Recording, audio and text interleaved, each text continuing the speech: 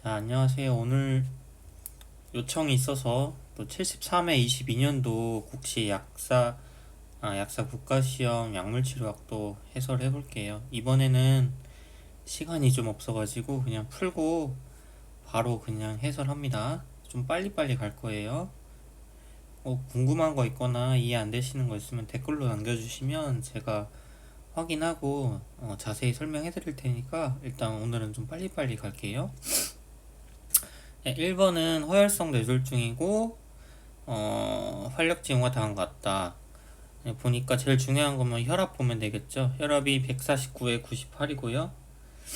진단받고 치료를 했다고 하는데 아마 최적의 치료를 받았다면 뇌졸중 치료 중에 반드시 ACE 이미터랑 ARB를 투여해야 되는데 아마 투여받았을 텐데요.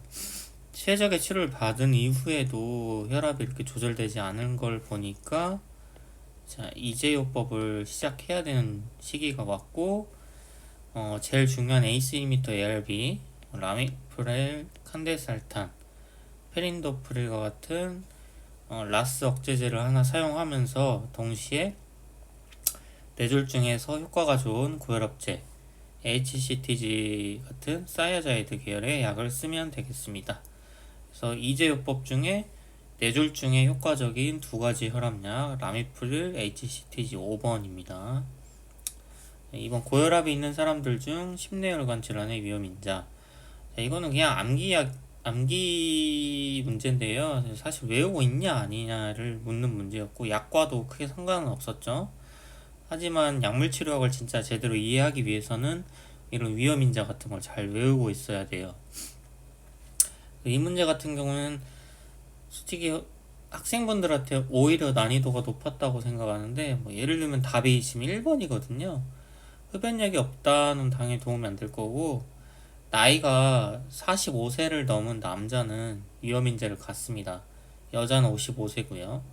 그래서 1번이 답이고 나머지를 봤을 때는 나이도 문제가 없고 복부들레 같은 경우에도 문제가 없고 공복혈당 아주 정상이죠. 좀 낮은 편인데 체질량 지수 21이면 완전 말랐죠. 이분도 아무 문제 없고 심근경색으로 사망했다는데 이거 가족력 묻는 문제죠.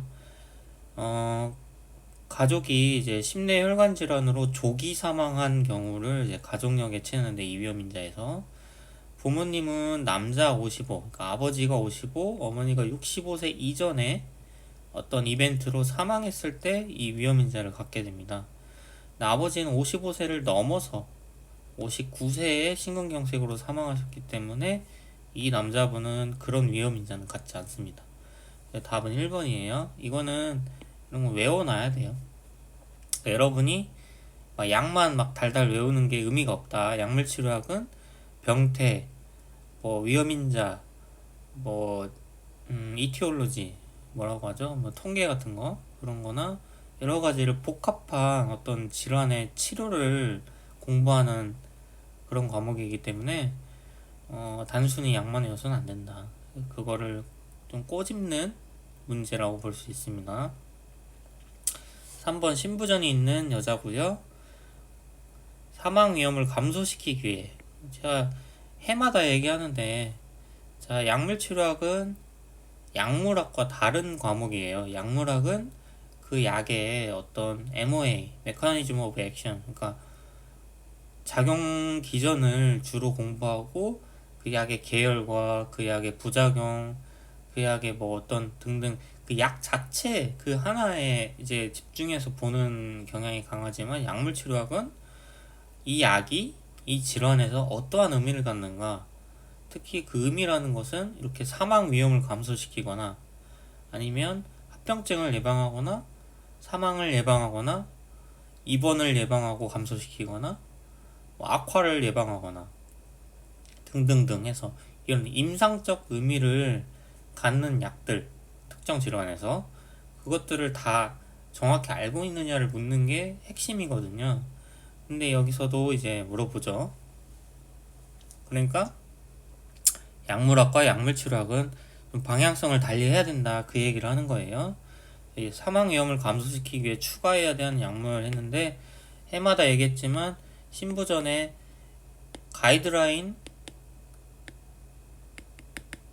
가이드라인대로 약물 치료를 하고 있느냐라고 묻는 게 그 용어가 GDMT거든요. 한번 검색해 보세요. 가이드라인 디렉티드 메디컬 테라피라고 하는데 메디케이션? 어쨌든 GDMT를 다 제대로 투여하고 있느냐를 보는 건데, 어쨌든 중요한 거는 신부전에서, 만성 신부전에서 요 세 가지 베타블로커, 라스 억제제, 그러니까 스피로노닥톤 같은 알도스테론 리셉터 안타고니스트 같은 경우에는 거의 필수적으로, 특히 위에 것들은 반드시 투여하고요.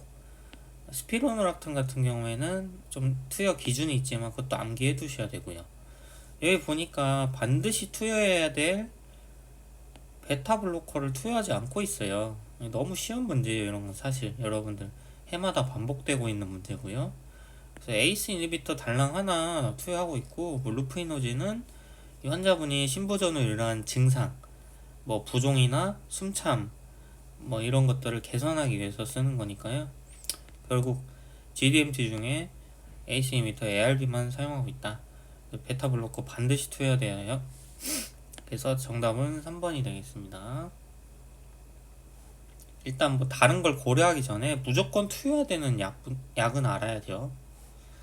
4번, 이번 또 만성 신부전인데, 자, 다른 신부전 약들과 함께 에날라프레를 투여하고 있다.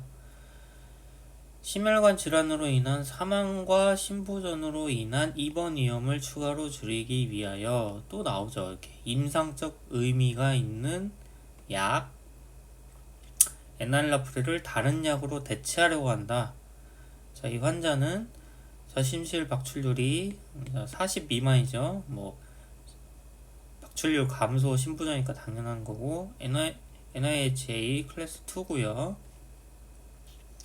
했는데 이 중에서 추가로 사망과 신부전이라서 입원 위험을 추가로 줄이기 위해서 투여해야 될 약, 그래서 해당될 수 있는 약은 4번밖에 없어요. 4번.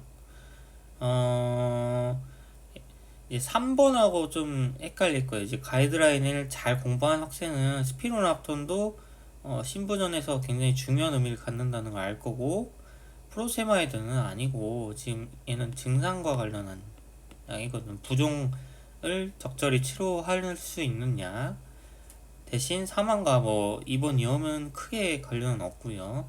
뭐 부종이 심하면 입원할 수 있고 폐가 물이 차거나 하면 그럴 수 있겠지만, 어쨌든 중요한 약이지만 이제 GDMT에는 속하지 않는다. 디곡신 같은 경우도 입원 위험은 감소시킵니다. 하지만 사망을 감소시키진 못해요. 그 증상은 좀 완화시키고요. 그래서 디곡신은 반드시 투여해야 되는 약물이 아니죠. 신부전에서 보조격으로 GDMT를 잘 투여했는데도 불구하고 뭐 숨차하시거나 입원 위험이 있다, 잦은 입원이 있다, 뭐 응급실이나 그랬을 때 이제 추가하면은 좀 활동이 좋아지고 입원이 감소한다, 그런 약이고요.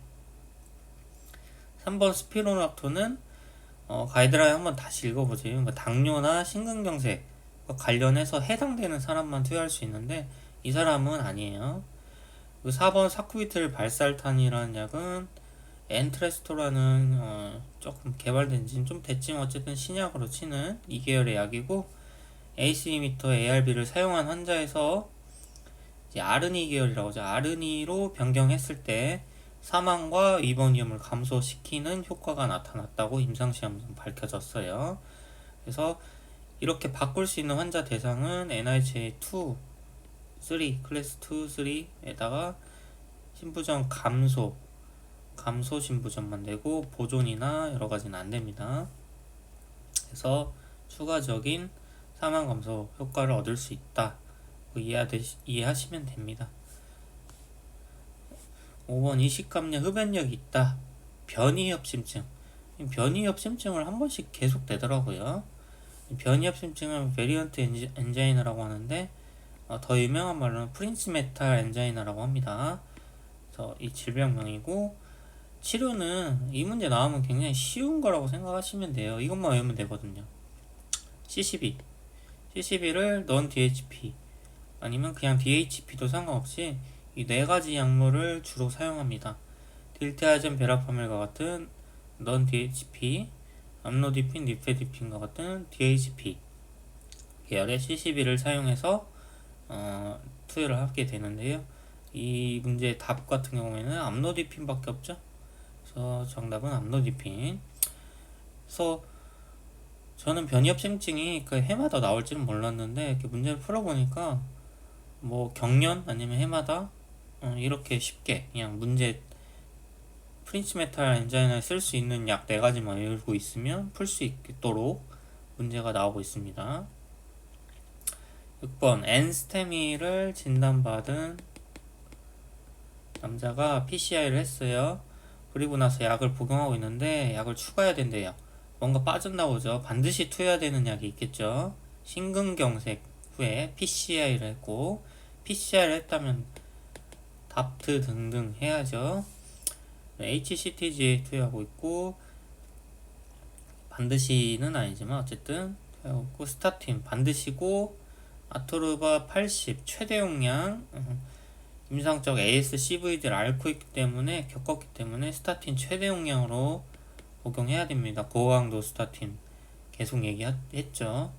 메토프롤롤 베타블로커고 반드시 복용해야 되고 아스피린 플러스 고릴 답트로서 투여해야죠. 이제 혈전 억제하기 위해서 스텐트 박았으니까.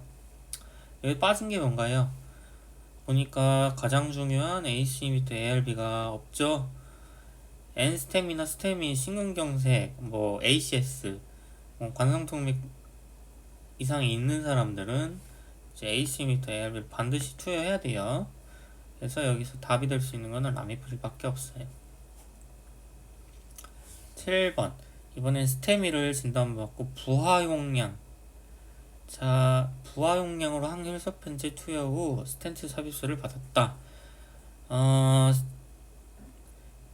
이제 심근경색을 겪은 사람은 답트를 하게 되는데 아까 했던 것처럼 이제 듀얼 안티플레이틀릿 테라피 답트 이중 혈소판 억제제 투여 이거 하게 되는데 부하용량 같은 거는 아스피린은 처음에 투여했을 것이고 삽입 후 최소 12일간 지속적으로 투여해야 할 항혈전요법으로 적절한 것은 이 부하용량도 각 약물에 대해서 다 외우고 있어야 돼요. 뭐 아스피린과 P2Y12 이니비터들의 이제 부하용량 로딩 도즈 다 외우고 있어야 됩니다. 이번에는 유지용량에 대해서 물어봤고 유지용량에서 아스피린 100ml만 가능해요. 아스피린 디피리다몰은 안 돼요. 안 됩니다. 그리고 P2Y12 이니비터 중에 용량이 적절한 걸 찾아야 되는데 아픽사바는 노악이잖아요. 여기서 빼야 되고 실로스타졸 안 됩니다. 티카그렐러와 클로피도그렐만 남았는데 클로피도그렐 300ml는 로딩 도즈예요. 너무 높은 용량이고 유지로 쓰면 안 됩니다. 티카그렐러 90ml 하루 2번 유지요법 용량 맞고 정답 3번 맞습니다. 티카그렐러 같은 경우는 로딩 도즈는 첫 투여에 그냥 180ml 하루 한 번 투여하는 게 로딩 도즈예요. 용량은 똑같지만 총 용량은 그게 로딩 도즈 맞아요. 그래서 어쨌든 그거 외워놓으라는 거예요. 유지 용량, 부하 용량, 답트 꼭 외워놓으세요. 안정형 협심증 스테이블 엔자이나 있는데 흉통이 계속 생긴다. NTG를 계속 사용하게 되고 흉통이 조절이 되고 있지 않다. 그래서 증상 조절을 좀 해줘야 되는데 어떻게 할 거냐? 했고 투여 약물 보니까 아스피린 당연히 필수고 베타블로커 증상 완화를 위해 쓰죠. 협심증에서 로살탄, 스타틴, 고강도 스타틴, 로스바이시빈 고강도 맞고 실데나fen 뭐 발기부전에 있다니까 뭐 쓰시고 니트로글리세린 좀 많이 쓰고 있다고 했죠. 이 중에 추가할 수 있는 약을 물어보고 있네요. 자, 하나씩 봅시다. 록살탄 투여하고 있으니까 리시노프렐 뭐 필요 없죠. 이 중복되는 약들은 배제하면 돼요. 자, 베라파밀 지금 심박수가 한 55에서 60이면 아주 적당하고 좋은 심박수거든요. 이보다 더 감소시키는 건 안 좋아요. 그래서 베라파밀 같은 경우에 논 DHBCCB로 심장에 적용해서 심박수, 하트레이트를 낮추게 되는데 지금 심박수 적절하기 때문에 여기서 위치가 없습니다. 만약에 심박수가 뭐 70, 80, 90 이래서 흉통이 심하다 하면은 베라파밀 처방정이 정답이 됐을 거예요. 하지만 여기서는 심박수 적절하고 심박수 적절한데도 흉통이 생기는 경우니까 베라파밀의 역할은 없고, 그 다음에 5번 이제 나이트레이트를 투하한다. 물론 가능할 수 있었는데 실데나필과 같은 PDE5 이니비터, 발기부전 치료제로 사용하는 이 약계를 투여하고 있는 환자는 반드시 이제 병용 투여를 금기시해야겠죠. 예. 너무 강한 혈압 강화가 생길 수 있거든요. 그래서 금기가 돼 있죠. 뭐 중요한 금기고 유명하니까 다 알고 계실 거고, 그래서 얘도 안 됩니다. 정답은 CCB. 필로디핀을 투여해서 혈압을 낮추고, CCB 같은 경우에는 신장으로 가는 혈관 이완 같은 경우 도움이 되기 때문에 흉통 조절에 도움이 될 수 있습니다. 9번 허혈성 뇌졸중으로 정맥내 혈전 용해술 받았다. TPA 투여했다는 것 같은데요. 뇌졸중 2차 예방을 위해 아스피린 투여한다. 정맥내 혈전 용해술을 시행한 때를 기준으로 언제 투여해야 돼요? 언제? 피브리놀 라이시스 TPA를 투여한 이후에 아스피린을 몇 시간 후에 투여 가능한가를 물어보고 있는 거고, 정답은 TPA 투여 후에 항혈소 판제는 24시간 이내엔 투여하면 안 돼요. 홀드 했다가 24시간 이후에 주치 판단 아래 투여하면 됩니다. 그래서 보면은 물론 가능한 빨리 투여하면 좋기 때문에 24시간 지나고 아마 이튿날 투여하게 되겠죠. 상태 보고. 5번이 정답. 10번 TV 보다가 오른쪽 팔에 힘도 없고 감각이 떨어졌다. 이거는 뇌졸중의 증상으로 보이고, 보니까 이제 뇌졸중 진단을 받았어요. 실제로 적절한 약물은 했는데 고혈압, 이상 지질 혈증 병력으로 가지고 있고, 혈압약 스타틴 복용하고 있네요. 임상검사를 했는데 특별히 이상이 있어 보이는 거, 혈압이 좀 많이 높다는 거 하나 있고, 지금 바로 투여해야 될 약물은 물어보고 있는데 급성 허혈성 뇌졸중의 메이저 스트로크로 진단을 받았으면 지금 가능한 빨리 혈전을 뚫어줘야죠. 피브릴롤 라이시스 전 문제에 나왔던 것처럼 TPA를 가능한 빨리 투여해야 되고, 이때 고려해야 될 게 이제 TPA에 금기들 컨트라 인디케이션들이 많은데, 거기에 이제 고혈압 조절되지 않는 이머전시 하이퍼텐션 같은 게 있잖아요. 근데 그 경우에는 185를 넘어야 되거든요. 학생분들이 어설프게 공부를 하면 혈압이 너무 높은데 TPA 투여 못하는 거 아니야? 라고 생각할 수 있죠. 근데 정확하게 외워야 돼, 항상.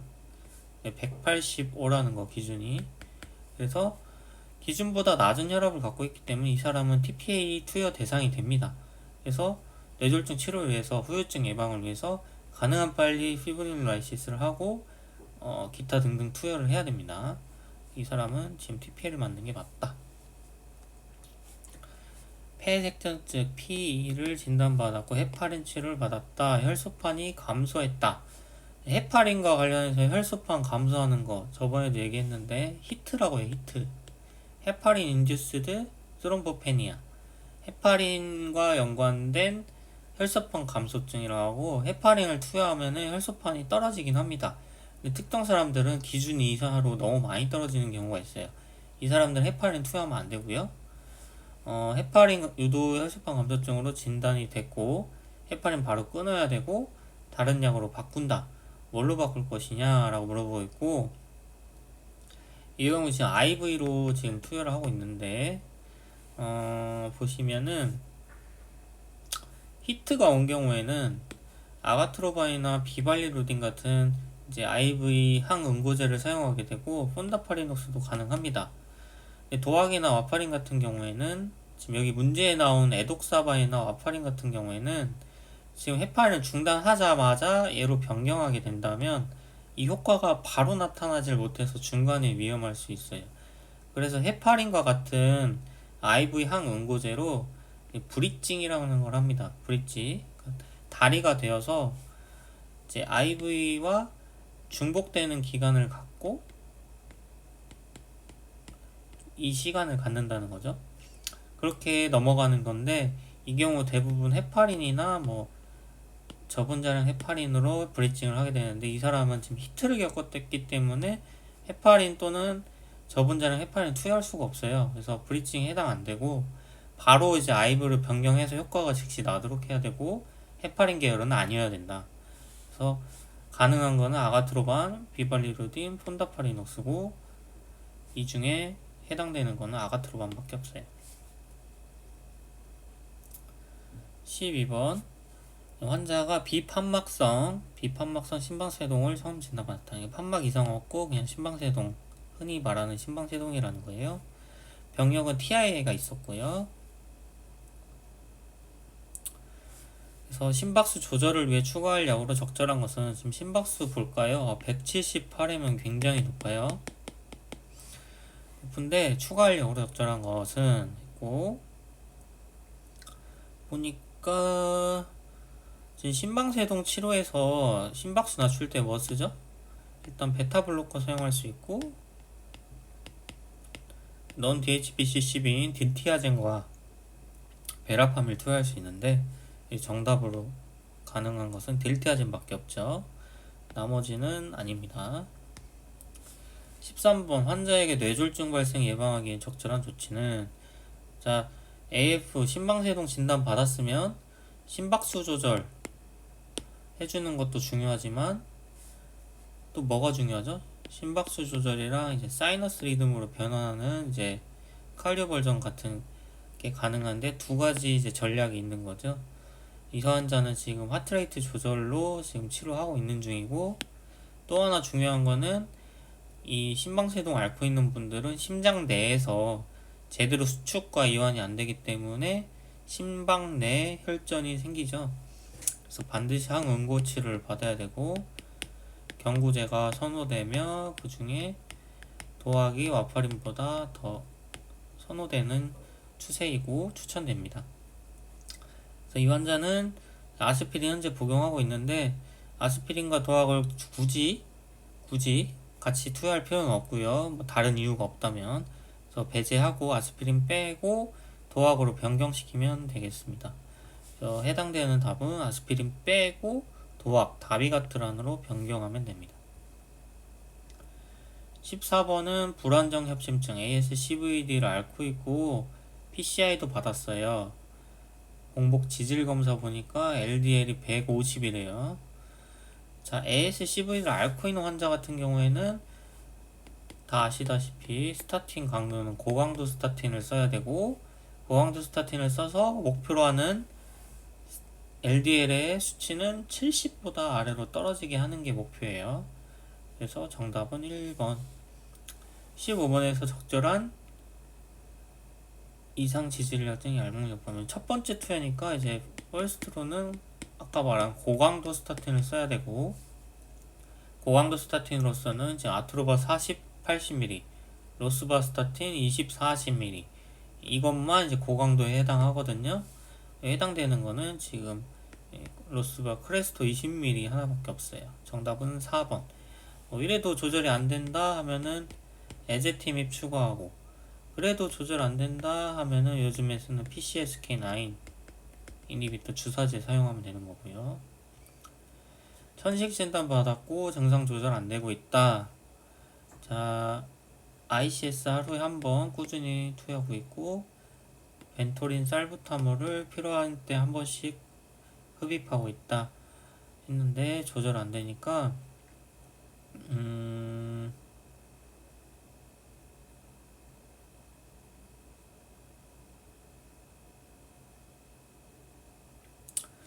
일단은 티오트로피움 1번 아니고요. 2번 살부타몰 흡입제를 매일 사용해도 의미 없죠. 이거는 그냥 증상 조절제예요. 릴리버라고 하죠. 릴리버는 증상이 있을 때, 숨 찰 때만 쓰는 거예요. 이거는 말도 안 되는 거고, 살부타몰을 중단한다? 이것도 말이 안 되고, 툴로부테롤 패치를 추가해 매일 사용한다. 이것도 굳이 의미 없어요. 그러니까 톨로부테롤 패치, 호쿠날린 패치를 얘기하는 건데, 이거를 벤토린 대신에 쓸 이유는 없거든요. 지금 당장에. 그리고 4번 부데소니드 흡입제를 중단한다. 이거 무조건 아니라고 했죠. 자, ICS 끊는 거 보기 나오면 무조건 오답이에요. 4번 아니고 5번 사용약물을 다 끊는다. 그 다음에 ICS에 지속형 베타 에고니스트를 붙인 ICS 라바를 매일매일 투여한다. 아, 좋고요. 여기다가 필요시에 이것을 추가로 흡입할 수 있다. 아, 좋아요. 이게 최신 가이드라인에 맞는 정답입니다. 그래서 저용량 ICS에서 ICS 라바로 변경하고, 굳이 요즘에는 벤토린을 많이 안 쓰고 평상시에 쓰는 이 증상 완화제가 아닌 질병 조절제 모듈레이터를 필요시 숨찰 때도 그걸 같이 사용하는 걸 추천합니다. 맨날 얘기하죠. 뭐 스마트 요법이라고 해요. 그래서 모듈레이터와 릴리버를 똑같은 걸 쓴다. 그래서 매일매일 한 번 하되 추가로 숨차면 그걸 또 쓴다. 예, 그렇게 할 수 있고요. 정답은 5번. 17번 천식 조절이 안 되는데, 자, ICS 라바 쓰고 있고 플루티카 손살 메테롤, 살부tam을 릴리버로 벤토린 쓰고 있고요. 조절이 되지 않는다. 어떻게 할까요? 보통은 저혈량 ICS 라바 이제 조합으로 이제 시작을 했으면, 조절되지 않았으면 이제 슬슬 ICS 용량을 저용량에서 중등 용량, 고용량으로 천천히 올려가는 방식이 가장 이제 가이드라인과 맞죠. 이제 그런 게 이제 잘 조절이 안 되거나 늘리기 어려운 경우에 뭐 몬탈루카스트나 다른 약물을 추가할 수 있는데, 여기서는 이 저용량 플루티카손 살메테롤을 용량을 올려서 투여하는 것이 더 좋겠습니다. 그것이 가이드라인에 더 적합한 답이고요. 5번 같은 경우도 이런 말이 안 되잖아요. 지금 ICS 라바를 쓰고 있는데 라바를 빼고 ICS 단독으로 조절이 안 되겠죠, 당연히. 예. 그래서 이런 거 답이 안 되고 나머지는 뭐 정답이 될 가능성이 없어요. 쉬운 문제고요. 18번 COPD고 흡연 20년 5년 전부터 금연했고 최근 1년간 입원 병력 없은 COPD의 이제 질병 병기를 평가하기 위해서 병력 악화에 의해서 입원한 경력이 있느냐 중요하죠. 없어요. 좋고요. 다음과 같은 점수 나왔고, 만세성 COPD 어세스먼트 테스트에서 15점, 캐트 점수라고 하는데 10점이 넘었죠. 이거는 이제 증상이 안 좋다는 거예요.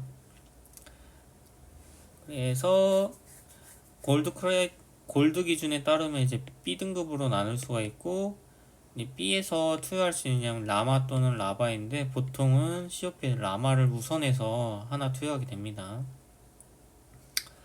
되고, 정답은 라마에 해당하는 티오트로피움 흡입제를 하루 한 번 매일 꾸준히 투여하고 숨이 찰 때 벤토린 한 번씩 쓴다.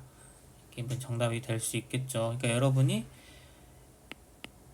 캣 점수나 MRC 이런 증상과 관련한 점수들의 기준, 뭐 2점 기준이고 얘는 10점 기준인데, 증상이 잘 조절되고 있는지 안 되고 있는지, 아니면 악화 기준, 뭐 최근에 지난 1년간 악화 몇 번 있었는지, 입원한 적이 있는지, 이런 걸로 골드 크라이테리어로 A, B, C, D를 나누고 그 기준에 맞춰서 약을 투여하게 되니까, COPD나 천식 같은 경우에는 가이드라인이 제일 중요해요. 뭐 다 마찬가지지만, 예, 이 임상검사나 병력을 보고 환자의 병기를 판단하고 병기에 맞는 약을 투여한다. 그게 제일 중요합니다. 그래서 정답은 5번.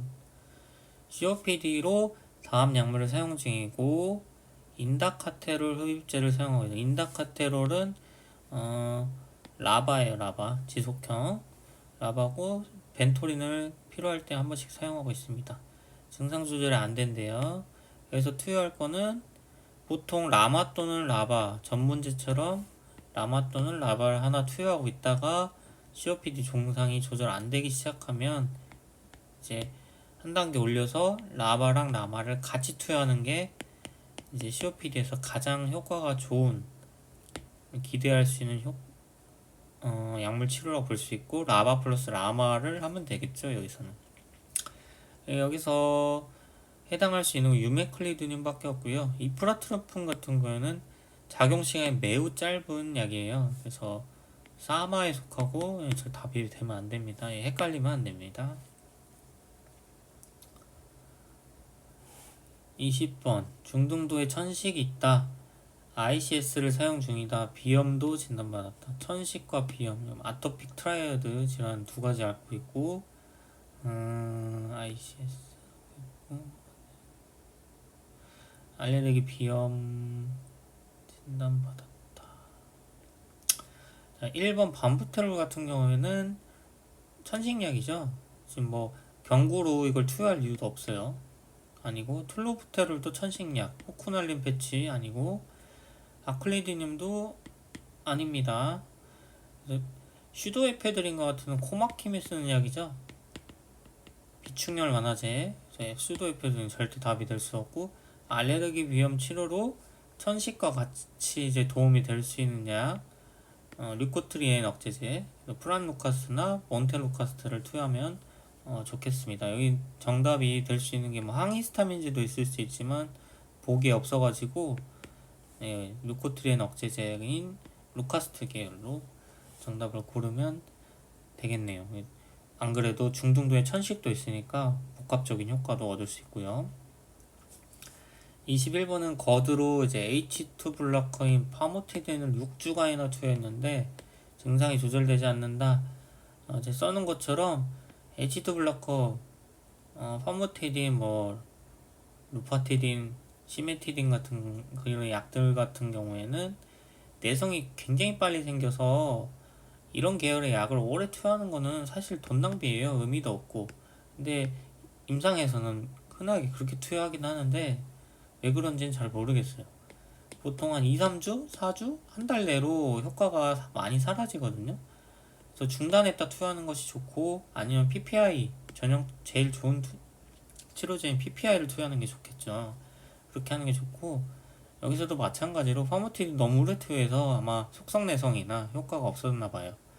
PPI인 난소프라졸 PPI를 투여하면 되겠다. 5년 전 간경변을 진단받았고 간성뇌병증, 간성혼수 같은 게 간성뇌병증이 발생했다. 전형적인 경변증의 합병증들이죠.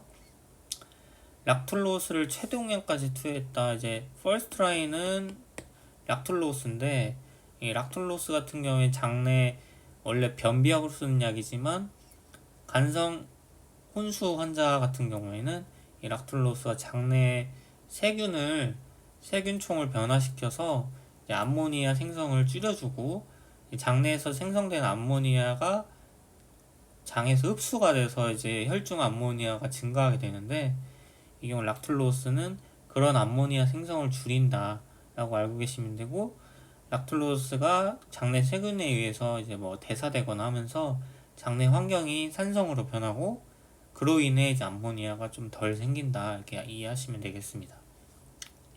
그래서 왜 갑자기 완화제인 락툴로스를 간경변, 간성 혼수에 쓰느냐 이해가 안 된다라고 생각하시는 분들은 그렇게 이해해 보세요. 그래서 최대용량까지 썼는데 안 되면 여기서는 장내에 이제 암모니아를 생성할 수 있는 그런 세균들을 특징적으로 살균해주는 리팍시민 같은 항생제가 이제 두 번째 라인으로 씁니다. 노르믹스라는 약인데 그래서 간성혼수 하면 락툴로스, 리팍시민 이거 떠올릴 수 있으면 됩니다. 자, 의료기관 종사자인 53세 여자가 B형 간염 환자에게 사용한 주사기에 찔렸대요. 이런 문제도 중요하죠. 의료기관에서 이런 사고가 가끔 있으니까요. B형 간염 아니면 뭐 HIV 감염자 등등 대응법이 다 가이드라인에 나와 있습니다. B형 간염 예방을 위한 적절한 방법은 환자는 지금 접종은 제대로 했어요.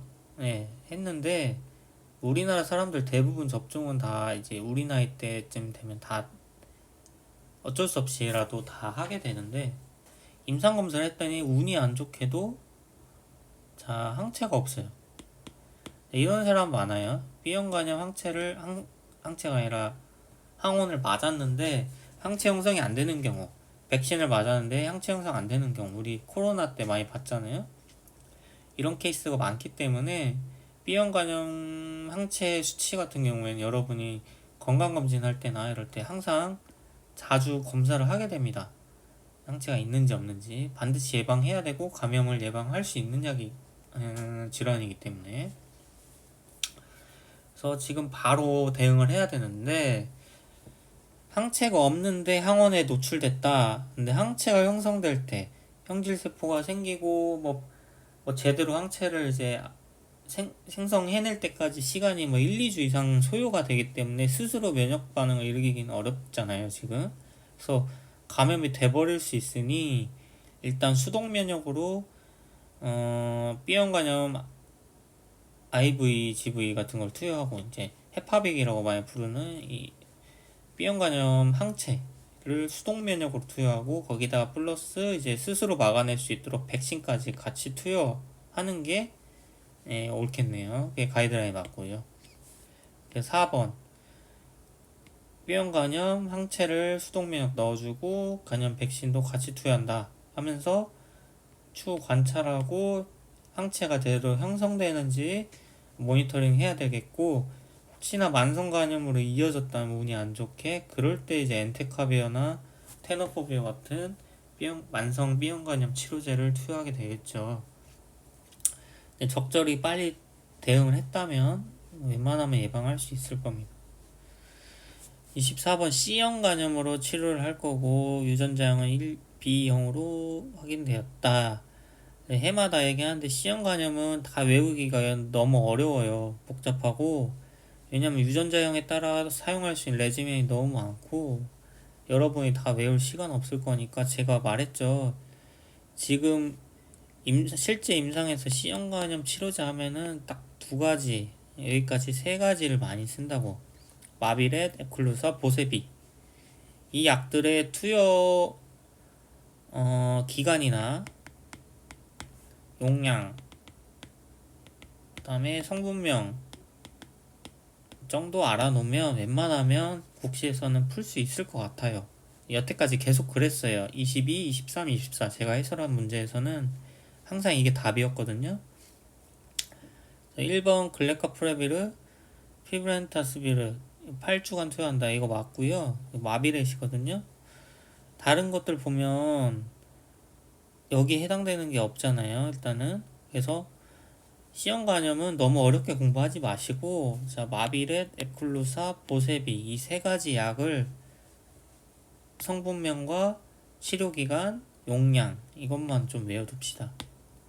그렇게 하는 게 효율적이고 나중에 임상 가서도 솔직히 소포스부버나 아니면 베시포버, 리바비린 이런 거는 요새 쓰는 경우 거의 없어요. 볼 일이 없고 인터페론으로 C형 간염 치료하는 경우도 병원에서 볼 일이 없습니다. 그래서 일단은 경구제 중에 이 세 가지만 좀 제대로 외워놓자. 부작용도 좀 알아놓고, 이제 너무 진부해졌어. 이것만 알면 계속 풀 수 있게 되니까 아마 한 번은 좀 꼬아낼 거예요. 아마 이 약 중에 부작용이 좀 특이한 게 있으면 그런 거 외워놓고 하면 좋을 것 같고요. 복통이 있고 혈액이 섞인 변이 나왔다. 경증의 궤양성 대장염 진단을 받았고, 경증의 궤양성 대장염 마일드 UC에서 초이스되는 최적절한 약은 메살라진인데, 메살라진이 두 개 있죠. 보니까 이 사람은 공장에서 직장까지라고 해서 이게 중요한데, 광범위하게 염증이 있을 경우에는 어떻게 해야 돼요? 경구제밖에 효과가 없겠죠. 이 환자가 만약 직장에 염증이 심하다면 메살라진 좌제를 같이 쓸 수는 있어요. 아니면 이 환자가 공장에서 직장이 아니라 직장에만 염증이 국한돼 있다 하면은 좌제로 직장에만 효과가 있도록 투여할 수 있습니다. 경구제 굳이 투여해서 전신 부작용 얻을 필요 없으니까. 그런 경우에 좌제를 사용하는 것이고, 이렇게 광범위할 때는 메사라진 서방정을 투여하는 게 맞습니다. 먹는 거. 그리고 실제로는 직장에 국한돼 있다고 하더라도 좌제를 우선 투여하면서 경구제도 같이 투여하는 경우가 굉장히 많습니다. 그런 걸 알아두면 돼요. 그래서 마일드하고 익스텐시브 약간 광범위할 때는 경구, 메살라진 반드시 일단 들어가야 돼요. 쉬운 문제죠. UC는 좀 복잡할 텐데 여러분들한테 경증에다가 메살라진만 고르면 되고 대놓고 광범위니까 먹는 게 맞겠다. 거드가 있고 헬리코박터 감염자고 과거에 마크롤라이드 클레리스로마이신 파일로리 제균 때 사용하는 약이죠. 4주 전 시장했대요. 자, 이런 제균요법을 하기 전 아니면 다른 항생요법을 시작하기 전에 이 항생요법에 포함된 어떤 항생제가 최근에 투여된 경력이 있으면 투여 레지멘이 좀 변경될 수가 있어요. 그런 것도 좀 공부를 해 두셔야 돼요. 다른 질환에도 많거든요. 뭐 중이염이라든지 여러 가지.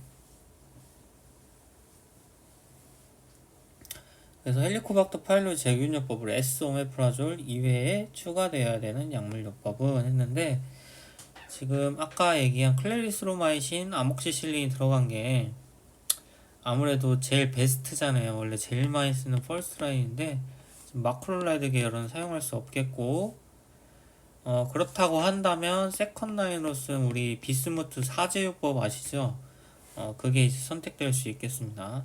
그래서 비스무트, 독시사이클린, 메트로니다졸 투여하면 되겠습니다. 5번 에소메프라졸을 단기간 복용할 때 발생 가능성이 높아진 이상 반응은 자, PPI를 장기 복용하면 어떤 부작용이 생길까요? 자, 일단 첫 번째로 위의 pH가 장기적으로 낮게 되기 때문에 위에서 흡수될 수 있는 칼슘이나 철, 기타 등등 뭐 마그네슘 등등 이가 양이온 같은 경우에는 위에 산도가 어느 정도 있어야 흡수가 촉진됩니다. 그래서 철분제도 오렌지 주스랑 먹으라고 하잖아요. 비타민 C나. 그리고 그게 그 이유인데 PPI를 너무 오래 먹으면 진짜 너무 몇 년, 수십 년 먹으면 이렇게 될 수도 있다. 고밀도 감소 생길 수도 있다. 그러니까 너무 오래 먹은 사람 한 번씩 모니터링 해보는 게 좋긴 해요. 하지만 뭐 가능성이 높아지긴 하지만 흔하진 않아요. 뭐 PPI 먹는다고 여러분 골다공증 걱정할 필요는 없습니다. 단기적으로 진짜 오래 먹어야 돼요. 위험인자를 좀 가지고. 그리고 또 뭐 추가로 이건 좀 이견이 있기도 한데 컨트로버셜이라고 하죠. 컨트로버셜 이견이 있는 내용이긴 한데 뭐 임막성 대장염과 같은 CBDBC 감염이 증가한다. 뭐 위장염의 빈도가 증가한다는 임상적 의견도 있습니다. 이거는 약간 이견이 있기 때문에 답으로 할 수 없고 고밀도 감소는 뭐 증가하긴 해요. 네. 어쨌든 28번 기력이 없는 남자 동맥혈 가스 분석의 아부가 수치 이런 거 다 외우나요? 가스 분석 원인 약물로 의심되는 것은 지금 락트산 대놓고 나왔죠? 젖산이 지금 참고치보다 훨씬 높아요. 젖산산증이고 아부가 분석할 줄 알면 좋은데 사실 약치 공부할 때 여기까지 하는 사람은 잘 못 봤어요. 일단은 pH가 7.35보다 낮기 때문에 대사성 산증이고 산증이고 여기다가 중탄산염이 이제 참고치보다 많이 낮기 때문에 대사성 산증이란 말이에요. 좀 어렵지만은 이게 공부를 해놓으면 좋은데 대사성 산증이 일어나면 체내 상상성을 일으키기 위해서 CO2를 호흡으로 많이 배출시킵니다. 그래서 호흡 알칼리증이 생겨요. 이거는 그냥 CO2가 수치가 정상보다 낮다 이렇게 이해하시면 되고 실제로 알칼리는 아니죠. 7.23이고 그래서 보상 반응이라고 생각하시면 되고 이 두 개가 합해서 나타납니다. 이거는 어떤 케이스마다 굉장히 복잡하게 다양하게 나오기 때문에 뭐 그거는 여기가 알 것까지는 없고 일단 수치를 보고 이해 정도는 할 수 있어야 된다 이 말이에요. 아니 왜 CO2가 높아야 산증 아닌가? 왜 참고치보다 낮지? pH는 낮은데 중탄산염은 부족하네? 왜 반대되지? 라고 이해 안 되는 경우 많잖아요. 그런 경우 이걸 잘 몰라서 그래요. 아부가 분석을 할 줄 몰라서. 아주 기초적인 건데 대사성 알칼리증이 오면 호흡 산증이 옵니다. 보상 반응이에요. CO2를 덜 배출하게 되고 호흡이 느려져요. 이거는 아부가를 몰라서 그래요. 일단 문제랑은 크게는 상관없고 어쨌든 젖산산증을 일으킬 수 있는 약 너무 유명한 메트폴민 넘어가요. 29번 심장수술 직후 소변량 감소, 점막 건조, 피부 긴장도 감소. 물이 싹 빠졌나봐요. 체내에 지금 물이 없어. 그리고 AKI 위험이 있으니까 빨리 물을 채워줘야 돼요. 지금 원래 수술이나 아니면 뭐 항암제 투여 등등 여러 가지 이제 급성 신손상이 우려되는 어떤 시술을 할 때는 항상 전후로 아니면 도중에 계속 수액을 맞춥니다. 그 이유가 이제 신장에서 요 배설을 계속 유지하기 위함이에요. 그리고 하이퍼볼레미아 이렇게 체액이 많이 부족한 상태에서는 신손상이 아주 쉽게 일어납니다. 위험 이온 중에 가장 강해요. 그래서 신장 손상을 예방해서 가장 중요한 게 하이드레이션이라고 하잖아요. 수액 보충, 물을 많이 먹고 수액을 충분히 맞아서 몸을 촉촉히 만들고 그 다음에 뭔가 투여하거나 수술하거나 해야죠. 그래서 이 경우에는 정답이 NS 수액이 되겠고, 뭐 이런 수치 같은 경우에도 사실 신장학에서 중요하게 다루는데 아마 지금은 잘 모를 거예요. 이것도 아까 아부가 분석과 같이 요검사 분석을 할 줄 알면 좋습니다. 거기까지 못하겠으면 일단 두고요. 다음 30번 CKD를 앓고 있고 투석은 하지 않는 환자예요. 보니까 빈혈 관리를 묻고 있는데 황산 제1절 경구제인데 투여와 함께 필요한 조치는 물어보고 있고 헤모글로빈 10보다 떨어져서 좀 심한 빈혈이라고 생각하시면 되고, 자 이거 중요한데 이런 문제에 물어보고자 하는 바는 뭐냐면, 자 콩팥병이 있습니다. 빈혈 치료할 건데요. 빈혈 치료하면 두 가지 약이 떠올라야 되는데 일단 철을 채워야 되고, 체내 철이 부족해서 생기는 빈혈이냐 아니면 철이 충분한데도 콩팥병 환자이기 때문에 EPO를 생성 못하잖아요 제대로. 그 EPO 생성이 부족해서 생기는 빈혈이냐 아니면 두 가지 다냐, 이거를 고려하라는 건데, 이 환자 같은 CKD 환자고 빈혈 명확하게 있고 심하게 밑에 페리틴이나 그 트랜스페린 수치 이런 거 다 보면은 굉장히 좋아요. 괜찮은데 충분한데도 빈혈이 이렇게 심하다는 것은 몸에서 지금 체내 가지고 있는 철을 헤모글로빈으로 전환시켜 만드는 능력이 떨어졌다는 거고, 그건 EPO가 부족해서 그렇잖아요. 그래서 우리는 ESA라고 부르는 에리스로포이에시스 스티뮬레이팅 에이전트, 그러니까 조혈작용을 촉진하는 인자들을 투여해서 우리가 강제로 EPO를 투여해서 작용시키게 하는 거죠. ESA에 속하는 대표적인 약이 이제 F18 베타, 미세라라는 약인데, 이 등등 여러 가지 있죠. 또 뭐 있죠? 다포에틴인가? 등등 있는데 어쨌든 네스프. 그래서 정답은 EPO에 해당하는 ES에 해당하는 F18 베타가 되겠고 나머지는 말도 안 돼요. 이해되죠? 그러니까 철분이 충분한지 EPO가 부족할 수 있는 질환인지 부족한지를 보면 돼요. 여기서 철을 더 넣으면 안 되겠죠? 철 충분합니다. 31번 CKD 환자고 MBD 미네랄 본 디지즈를 앓고 있는데, 왜냐면 지금 부갑상샘 항진증, 그러니까 PTH가 많이 증가했다고 했잖아요. 이게 이제 MBD에 속하는 거거든요. MBD가 나타나면 PTH가 올라가요. 그래서 보면은 PTH가 참고치보다 매우 높고 인 수치도 정상보다 높고 칼슘은 낮네요. 그래서 여기서 MBD를 이 CKD MBD 같은 경우는 환자별로 칼슘, 인, PTH가 다 달라요. 어떤 사람은 칼슘이 많기도 하고 인이 적은 사람도 있고 별로 없지만 PTH가 정상인 사람도 있고 다양하기 때문에 이 칼슘, 인, PTH 수치를 보고 지금 상황에서 뭘 낮추고 뭘 올려야 될까를 먼저 생각을 해야 돼요. 그래서 그런 작용을 일으킬 수 있는 어떤 약이 있느냐, 그러면 그걸 선택하면 된다는 거예요. 여기서는 칼슘이 매우 부족하고 인이 많아요. 그러면 칼슘을 늘려줄 수 있으면서 인은 감소시키고 PTH는 낮출 수 있는 약이 좋아요. 이런 기능을 하는 약은 지금 비타민 D 애널로그, 파리칼시톨이나 뭐 칼시트리올 같은 약이 해당되겠습니다. 그래서 정답이 파리칼시톨이에요. 이해되나요? 그래서 CKD MBD는 딱 이 세 가지 수치를 보면 되고 그 수치에서 어떻게 내가 이 질환을 보정할까? 뭐 인을 낮출까 높일까? 칼슘이 부족하니까 높일까 아니면 낮출까? 이런 거를 고민하면 된다는 거예요.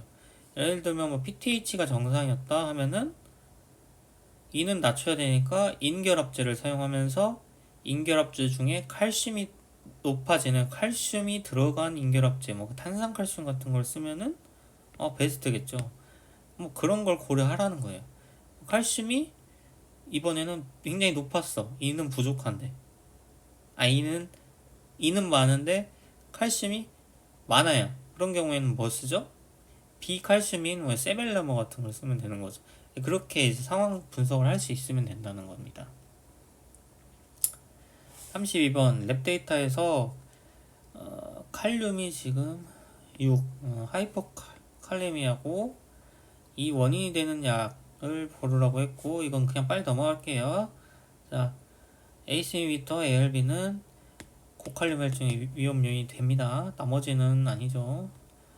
프로세마이드 같은 오히려 낮아질 수 있고 고인산 혈증을 치료한다. 뭘로 할까요? 보자. CKD죠? 아까처럼 해봅시다. 칼슘이 뭐 정상 수치예요. 인이 높아요. 칼슘은 정상인데 인이 많다. 그러면 칼슘을 안 높이면서 칼슘 수치 안 건드리면서 인만 낮출 수 있으면 최적이겠죠? 그런 약이 뭐가 있다고 방금 전에 얘기했죠?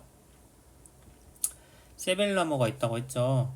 근데 이 환자 같은 경우에는 지금 칼슘이 최대 한 10.5에서 10.6 이 정도면은 더 이제 탄산칼슘을 복용할 수 있고 하잖아요. 그래서 정답이 지금 잠깐만 인을 낮추고 탄산칼슘 증량을 해서 칼슘을 좀 더 높일 수 있고 지금 여지가 있으니까 쓸 수 있고 인감소도 도움이 된다라고 본 것 같고 지금 세벨라모를 왜 투여 안 했나를 고민하고 있는데 가 아닌데 잠깐만 이게 아니라 지금 칼슘은 너무 많지 않나? 4번이지. 예.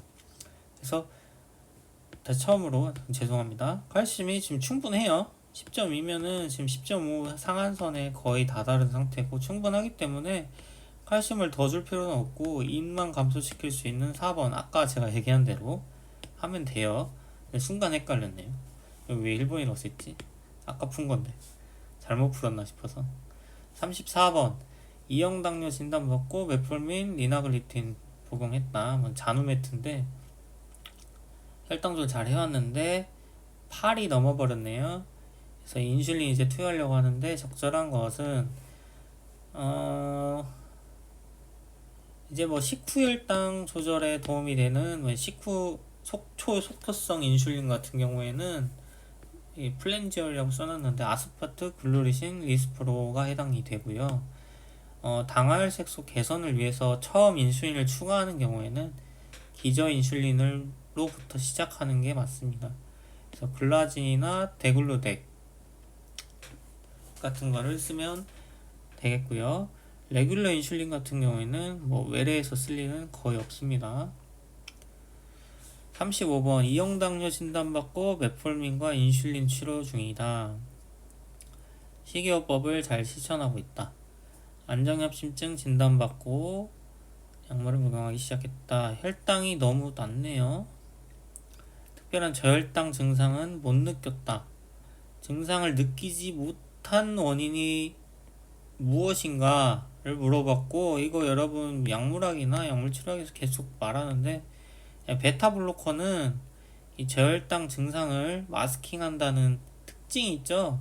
그래서 증상을 느껴야 빨리 위험한 것을 알고 대응할 수가 있는데, 이렇게 저혈당이 자주 오는 환자 같은 경우에 베타블로커를 아마 이제 non DHP-CCB 같은 걸로 좀 변경하는 조치가 필요할 수도 있어요.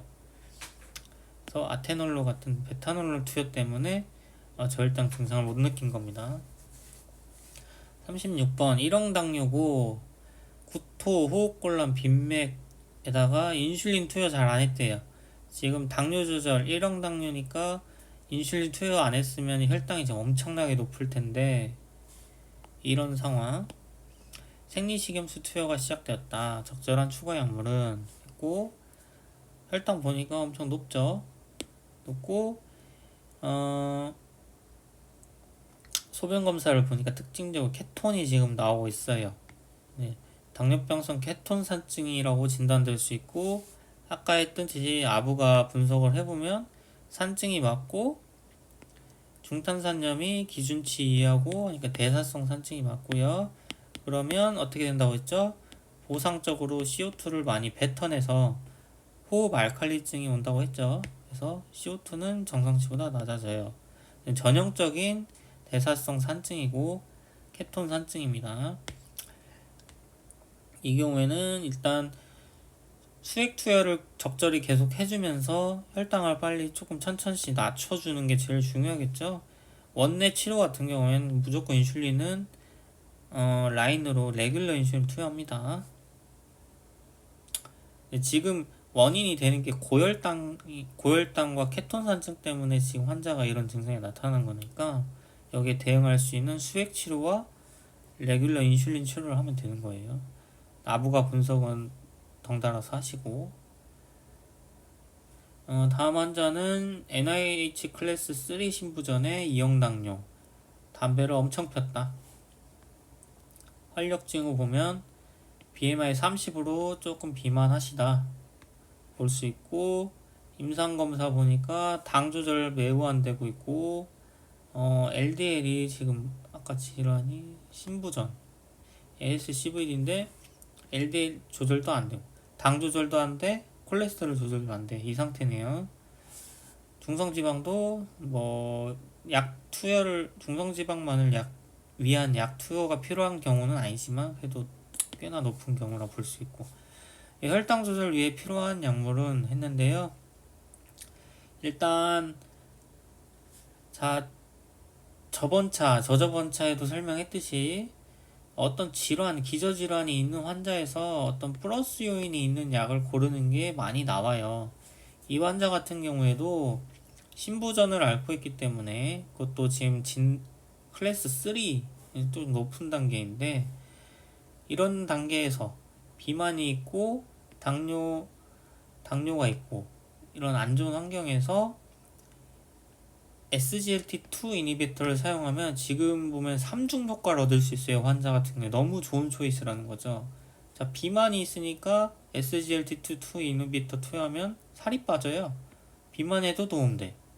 당뇨 치료도 돼. 거기다가 가장 중요한 신부전 가이드라인에 포함되어 있죠. SGLT2 이니비터와 추가적인 어떤 임상적 효과를 얻을 수 있는 이 SGLT2 이니비터를 투여하는 게 맞겠습니다. 그래서 여기서 해당되는 게 엠파글리플로진밖에 없어요.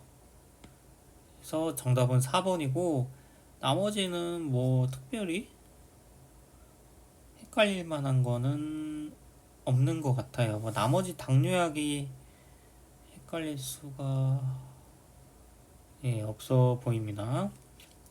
아카보스나 레파글리나이드는 식후혈당을 낮추는 약인데 뭐 지금 식후혈당은 나오지도 않았고, 이거는 중요한데 글리타존 계열은 신부전에 절대 쓰면 안 되죠. 몸이 붓고 할 수 있고요. 어쨌든 금기예요. 외워놓으시고, 인슐린 지금부터 투여할 필요는 없을 것 같고, 일단 한번 써보고 안 되면 더 하면 되겠죠. 그래서 넘어가고, 죽상경화 심혈관 질환 ASCVD 예방하기 위해서 추가가 필요한 약물을 했는데, 아까 보니까 LDL 조절 안 되고 있었잖아요. 이 환자는 신부전 명확한 ASCVD 환자이기 때문에 고강도 스타틴을 사용해야 했고, 지금 실제로 아트로바스타틴 80ml 최대 용량 투여하고 있고요. 그래도 지금 LDL이 조절되지 않는 거잖아요. 아까도 얘기했어요. 앞에 쪽에 문제 나왔었는데 목표치가 70이라고. 그래서 더 낮추려면 에제티밉 투여해야 되고, 복합체 투여도 안 되면 PCSK9 이니비터 사용한다. 39번 레보티록신의 체내 흡수를 저하시키는 약은 뭐 앞에 볼 필요도 없고 뭐 그냥 이것만 봐도 풀 수 있는 문제죠. 자, 철이나 칼슘, 마그네슘 등의 어떤 양이온, 이가 양이온들 같은 경우에는 이 레보티록신, 신지로이드의 흡수를 많이 감소시키기 때문에 복용 시간을 많이 텀을 둬야 돼요. 중요하고 임상적으로 많이 볼 거예요. 나중에 나오면. 그 최근에 이제 가이드라인에는 나오는데 실제 임상에서는 아직 설명하지 않고 있는 게 랄록시펜, 이제 골다공증 약인데, 랄록시펜과 레보티록신은 한 12시간 이상 간격을 두는 게 좋다고 연구가 많이 나와 있고요. 뭐 시험에 나올 것 같진 않은데 일단 뭐 알아는 두세요. 뭐 아침에 레보티록신은 보통 아침 공복에 복용하니까 랄록시펜은 저녁에 복용하면 좀 더 도움이 되지 않을까 하는 생각입니다. 40번 레보티록신을 투여한 다음에 갑상선 기능 검사를 언제 또 해야 되냐라고 묻고 있는데, 이거는 그냥 외워두세요. 중요한 거고요. 첫 투여나 아니면 중간에 용량을 바꿨을 때 이 레보티록신이 항정 상태에 도달하고 이제 적절한 수치 검사를 할 수 있는 때가 한 4주에서 8주예요. 방광 기간 7일 정도이기 때문에 그에 한 5배를 해서 한 35일 정도면 이제 항정 상태에 도달한다는 거잖아요. 그래서 한 보통은 투여하고 뭐 2주 또는 뭐 4주쯤에 바로 와서 피 검사해서 레보티록신 검사를 합니다. T4 검사. 여자가 화장실 자주 가고 배뇨 시 통증이 있다. 요로 감염인데 증상이 있는 세균류죠. 유증상 세균류고 적절한 경험적 항생제는 혼탁하고 나이트레이트가 양성이다. 세균류를 암시하는 거고 세균이 실제로 나왔어요. 그래서 방광염인 것 같은데 방광염에 제일 많이 쓰는 약 중 하나가 단해 투여로 그냥 치료할 수 있는 포스포마이신 1g 이에요. 그래서 많이 씁니다. 나머지는 지금 리네졸리드나 이미펜 실라스타틴은 너무 과한 약이고, 리팍시민은 장내에서만 작용하고, 납실린도 지금 여기서는 쓸 이유가 없고요. 경구 뭐 셉하면은 뭐 정답이 될 수도 있겠는데 그것도 아니니까. 42번 설파 알레르기가 있고 건 파열이 있었다. 자, 급성 신우신염 치료를 한다. 경험적 항생제 적절한 것은 무엇인가? 일단 설파자 안 된대요. 건파열, 건이나 뭐 인대 같은데 파열이 있었던 분들은 플로로퀴놀린 쓰면 안 되죠. 퀴놀론계 금기고. 그래서 뭘 쓸 거냐 했는데, 일단 뭐 MRS에 대한 걱정을 안 하니까 우리가 지금 가장 퍼스트 라인으로 많이 쓰는 게 셉트리악손이거든요. 3번. 뭐 더 설명할 게 없어요 사실. 나머지 요법 같은 경우 레보플록사신, 세프로플록사신 많이 쓰는데 퀴놀론 사용할 수 없고, 그죠? 아니면 뭐 트리메토프린, 설파맥토사졸, 뭐 박트린 같은 거 쓸 수 있지만 설파 알러제가 있어서 설파맥토사졸 쓸 수가 없고, 이것도 안 돼. 그렇다면 MRS 아니 베타락탐으로 와야 되고, 베타락탐 중에 가장 많이 신우신염 치료를 많이 쓰는 게 셉트리악손입니다. 신배설이 많이 잘 되거든요. 그래서 신우신염 치료를 많이 씁니다. 소아가 지금 중이염 치료를 하네요. 발열, 구토, 귀통증까지 증상이 좀 심하게 나타나고 있는 중이염이고, 과거 페니실린에 과민 반응이 있었대요. 그럼 절대 투여하면 안 되겠죠. 이 경우에 뭘 투여할 것이냐 하는데, 중이염 같은 경우에는 뭐 세파를 투여해도 되고, 아니면 마크롤라이드 투여해도 되는데, 지금 원래 보통 아목시실린의 클라블란산 같은 경우가 이제 초이스잖아요. 아목시실린 단독이나. 근데 못 쓰잖아요. 페니실린 못 쓰니까 이제 세파나 마크롤라이드 중에 골라야 되고, 이 중에 소아에서 가장 흔하게 부작용 없이 많이 쓰는 게 클레리스로마이신이에요. 세포탁심은 왜 안 되냐? 일단 추천되는 세파 라인에 없어요. 셉디너, 세프록심, 세포독심, 셉트리악손 심한 경우 이런 게 이제 추천이 되고, 세포탁신 같은 경우에는 가이드라인에 없더라고요. 그래서 세포탁신 배제. 어쨌든 마클로라이드가 흔하게 쓰인다 라는 걸 알아두면 됩니다. 클레리스로마이신. 44번 만성 간질환이 있고 결핵 치료한다. 자, 만성 간질환 있고 결핵 치료하는데, 결핵 치료할 때 이제 약 먹으면은 간 수치가 좀 많이 올라가시는 분들 많단 말이에요. 이제 항결핵제가 간독성이 많기 때문에. 그래서 이 환자 보면 실제로 AST, ALT가 뭐 한 50 정도 정상이라고 보면은 한 많이 올랐죠. 조금 뭐 심각한 건 아닌데 어떻게 할 거냐 했는데, 이제 시작할 건데, 자, 간독성이 우려되는 환자 같은 경우에는 이제 초기에 간독성을 가장 심하게 일으키는 게 피라지나마이드예요. 피라지나마이드를 빼고 나머지 아이나랑 리팜핀, 에탄부토를 9개월간 투여하는 요법을 씁니다. 그래서 9HRE라고 요법이라고 하는데, 이걸 쓰면 돼요. 정답은 4번이고요. 그리고 결핵 치료는 다 외워야 돼요. 사람 면역별 피부는 HIV 감염으로 치료 중이다. 활동결핵이나 증상 지금 있다. 그 결핵이 활성화되지는 않았는데, 지금 이 환자는 엑스레이상 이제 폐에 결핵의 증상은 없는데 이그라 검사를 하니까 양성이고 하니까 잠복결핵이라고 볼 수 있고, 이 잠복결핵인데 HIV 환자면 언제든 이제 결핵이 깨어날 수 있는 상태잖아요. 그래서 HIV 환자 같은 경우는 아이나를 단독으로 유지요법으로 계속 투여하기도 합니다. 이제 이렇게 잠복결핵 환자인 HIV 환자 같은 경우에는요.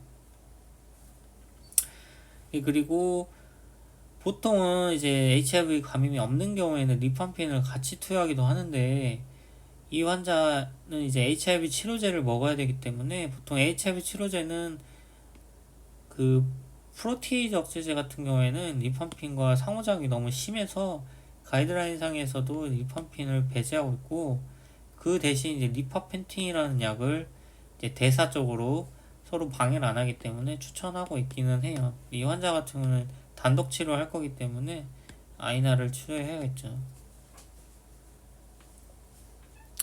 두부 외상이 발생해서 신경외과 수술을 받았는데 중간에 뇌수막염이 생겼다.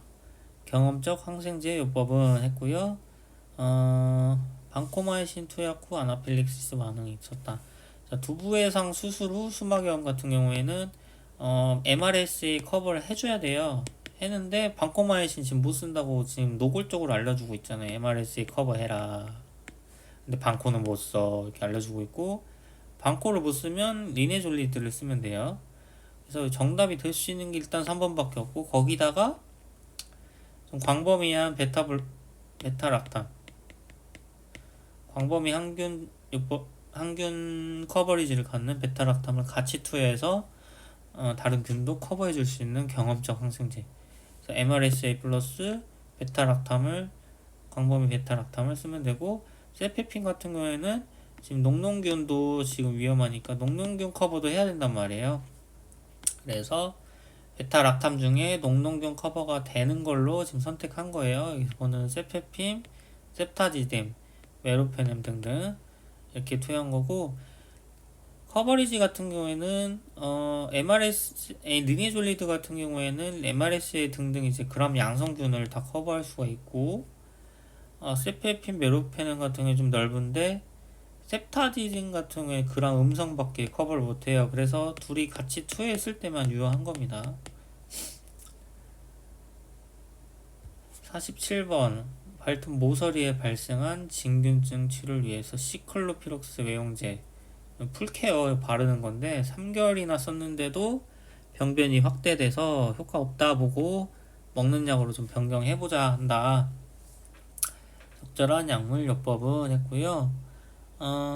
이거는 여러분들 뭐 여러가지 진균증 해가지고 뭐 책에도 뭐 표로 이렇게 나오잖아요. 어떤 약 선택해서 몇 주간, 몇 달간 투여한다 이런 거 나오는데, 발톱 같은 경우에는 치료가 좀 잘 안 되는 편이죠. 그래서 장기간 투여해야 되고, 손, 발톱에 따라서 투여 기간이 2배로 늘어요. 발톱이 훨씬 느리게 자라기 때문에 발톱이 완전히 다시 날 때까지 약물 복용이 이어져야 완치가 되거든요.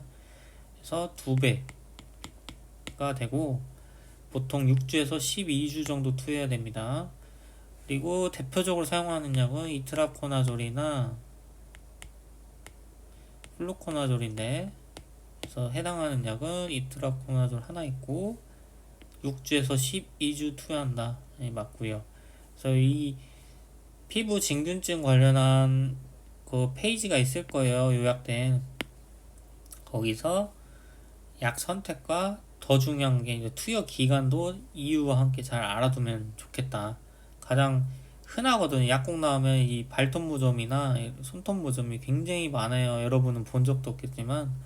그래서 이게 나온 것 같고, 48번 급성 백혈병 치료를 위해서 항암 치료했는데 아스퍼질러스 폐렴을 받았대요. 침습성 보리코나졸 복용하고 있는데 주의해야 될 이상 반응은, 이거는 뭐 암기 해두면 풀 수 있는 건데, 사실 보리코나졸은 아주 특이한 부작용이 있거든요. 시각 쪽에 영향을 줘요. 그래서 시력이 떨어지거나 아니면 색깔이 잘 안 보이게 되거나, 아니면 포토포비아라고 해서 빛을 보면은 불쾌한 감정이 들거나 느낌이 드는 광선공포증, 포토포비아 같은 증상이 있어요.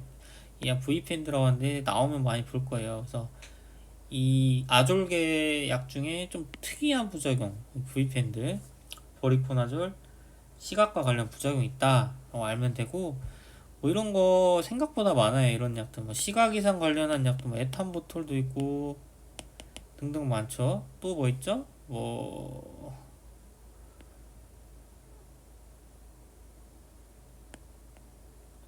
하이드록시 클로로퀴놀로 퀸 클로로퀸, 그죠. 퀴닌 계열물 다 시각에 영향 줄 수 있고 장기적으로 시각 독성 있고요. 뭐 색약 일으킬 수 있는 것도 몇 가지 있는데, 뭐 비아그라 같은 실데나필 같은 경우도 뭐 청록색맥 뭐 이런 거 일으킬 수 있고, 또 몇 가지 더 있고요.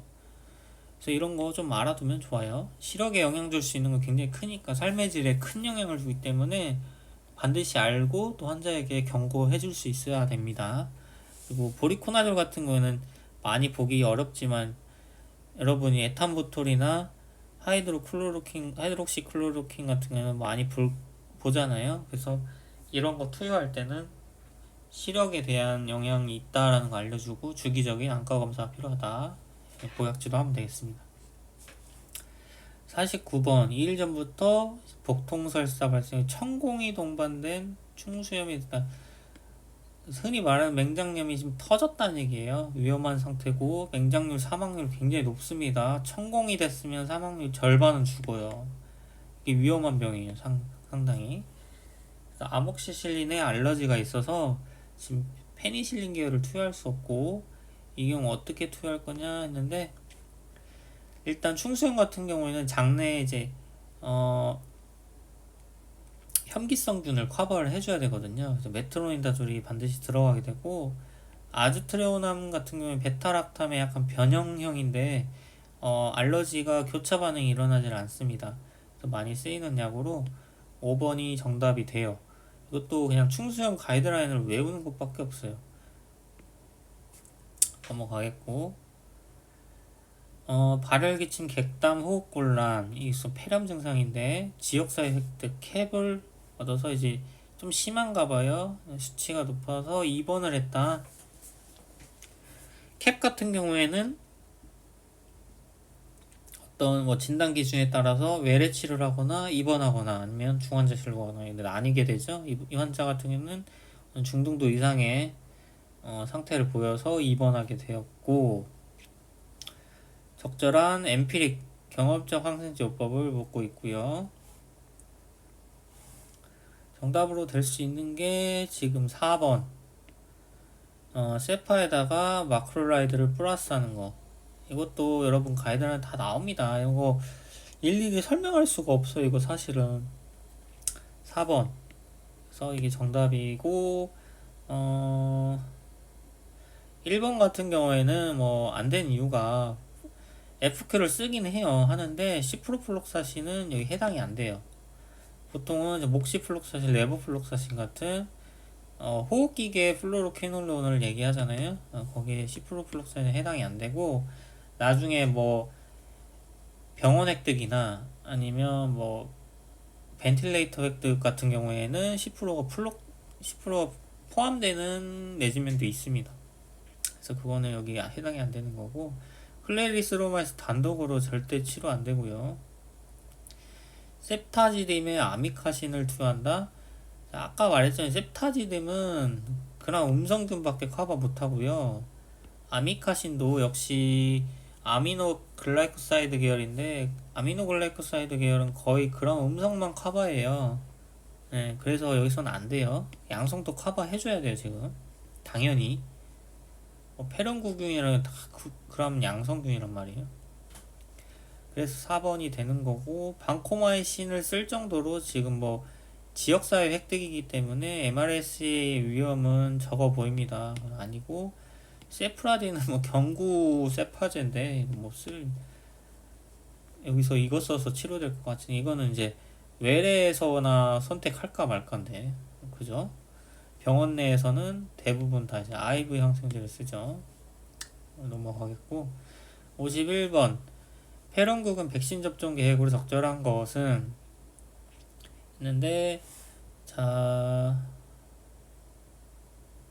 13가 단백결합은 맞았어요. 근데 23가 그 뭐죠?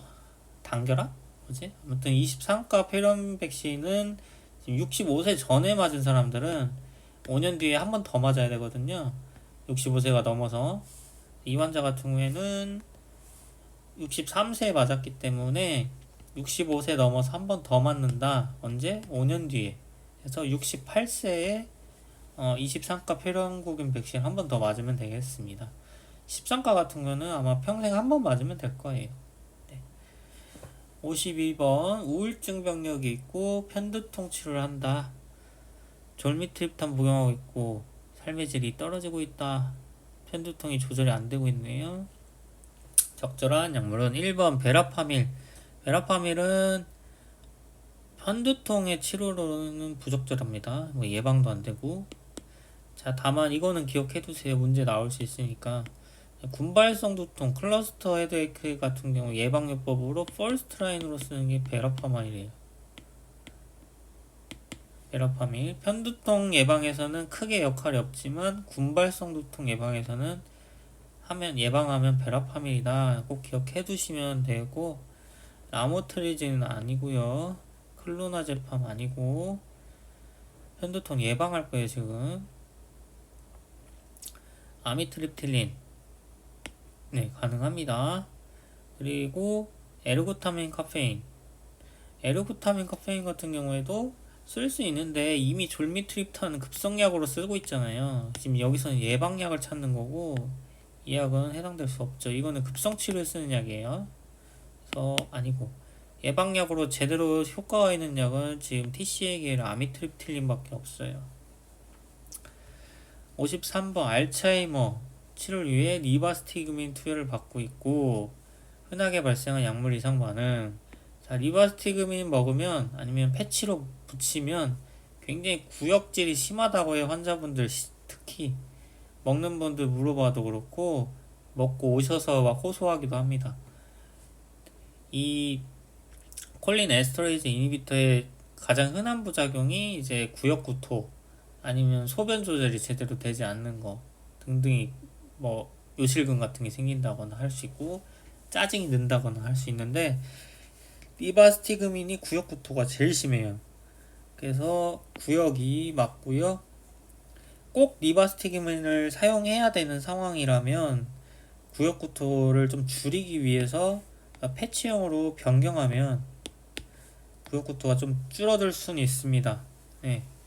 그래서 만약에 문제가 나올 수도 있어요. 이런 것도 지금 리바스틱을 고집해야 될 때 패치형을 쓰면 이런 부작용을 좀 줄일 수 있다. 아니면 꼭 리바스틱이 아니어도 된다면 다른 약으로 좀 변경해보는 것도 나쁘지 않고 도네페질이랑 갈란타민 도네페질 같은 경우 경증에서 중증까지 다 쓸 수 있고 갈란타민은 약간 경증 마일드한 경우에만 투여 가능합니다. 3년간 복용 52세 여자에서 골다공증이 발생했다. 골다공증 일으키는 약 찾아라. 자, 페인토인이에요. CIP 유도제로서 뭐 리팜핀 같은 것도 마찬가지인데 비타민 D가 간에서 대사된단 말이에요. 간에서 대사해서 이제 사라지게 되는데 이 CIP 유도작용이 너무 오래 지속되면은 비타민 D가 체내에 많이 감소하게 되고 제대로 작용을 못하게 돼서 제거가 빨라진다는 얘기죠. 그래서 골다공증 유발이 될 수도 있습니다. 그냥 아까 PPI 부작용으로 뭐 칼슘 부족, 골다공증이 생길 수 있다처럼 모니터링을 해야 될 요인 정도는 된다. 의심할 수는 있다 정도의 그런 정도라고 생각하시면 돼요. 페니토인 먹는다고 골다공증 옵니다 라고 얘기할 것까지는 없는 거죠. 하지만 장기적 모니터링이 필요하고 이 여자분 같은 경우에는 딱 폐경 전후기로 52세잖아요. 위험군에 속하기 때문에 더 주의 깊게 봐야겠죠. 55번 양극성 장애고 리튬을 투여한다. 리튬 투여하니까 지금 양극장애 1형이죠. 매니아 있는 상태. 최근 혼재성 조증 사파를 겪었대요. 탄산 리튬을 중단하고 대신 사용할 약물로 적절한 것을 밑에 제가 정리를 해놨는데 발프로산 같은 경우가 이제 급성 조증 예방에 혼재성 에피소드에 사용할 수 있는 약으로 초이스되고 있고요. 나머지 약물 같은 경우에는 다 이제 임상적 의미가 다릅니다. 카바마제핀 같은 경우에는 매니아는 치료가 되고 이제 예방 유지요법으로도 사용할 수 있고요. 라모트리진은 우울증 이제 양극성장애에서 발생할 수 있는 디프레션 에피소드의 예방에만 쓰이지 뭐 조증 관련해서는 치료가 안 돼요. 그래서 이 환자 같은 경우에는 일단 조증을 치료하는 게 중요하고 또 혼재성을 치료해야 된다고 하니까 여기 초이스 될 수 있는 게 발프로산인 것 같아요. 정답으로서 56번 조현병으로 할로페리돌을 치료하고 있다. 요즘에 할로페리돌로 치료받는 사람은 많이 없긴 한데 이제 옛날 약이 티피컬 이제 안티사이코틱스인데 혀 돌출, 혀가 이거 꼬여요. 목이 비틀리고 잘 고정돼요 이렇게. 그래서 사경증이라고 하는데 목이 꺾이고 그대로 고정되는 상태. 혀가 막 튀어나오거나 막 입을 오물오물 거린다거나 여러 가지 증상들이 있거든요. 디스토니아도 발생해서 이 EPS가 발생한 건데 이거 치료 위해서 추가할 약물로 적절한 것은 보통 할로페리돌을 굳이 투여한다면 예방 차원에서 항콜린제 중에 뭐 벤지트로핀이나 트라이헥시페니딜 같은 항콜린제를 예방 차원에서도 같이 투여하기도 하고 발생한 경우에 치료제로서 뭐 사용하기도 합니다. 그래서 벤지트로핀이 정답. 많이 볼 거예요. EPS에는 이렇게 종류가 한 가지가 아니죠. 여기서 발생 같은 경우에는 디스토니아고요. 디스토니아 같은 경우에는 이제 급성 치료는 이제 근육 주사로 이제 치료를 하게 되고 예방할 때 이제 경구제로 치료를 하게 되고요. 그리고 이제 아카세이지아라고 하는 이제 막 좌불안석증, 막 불안해가지고 환자를 유튜브에 검색해 보세요. 막 돌아다녀요.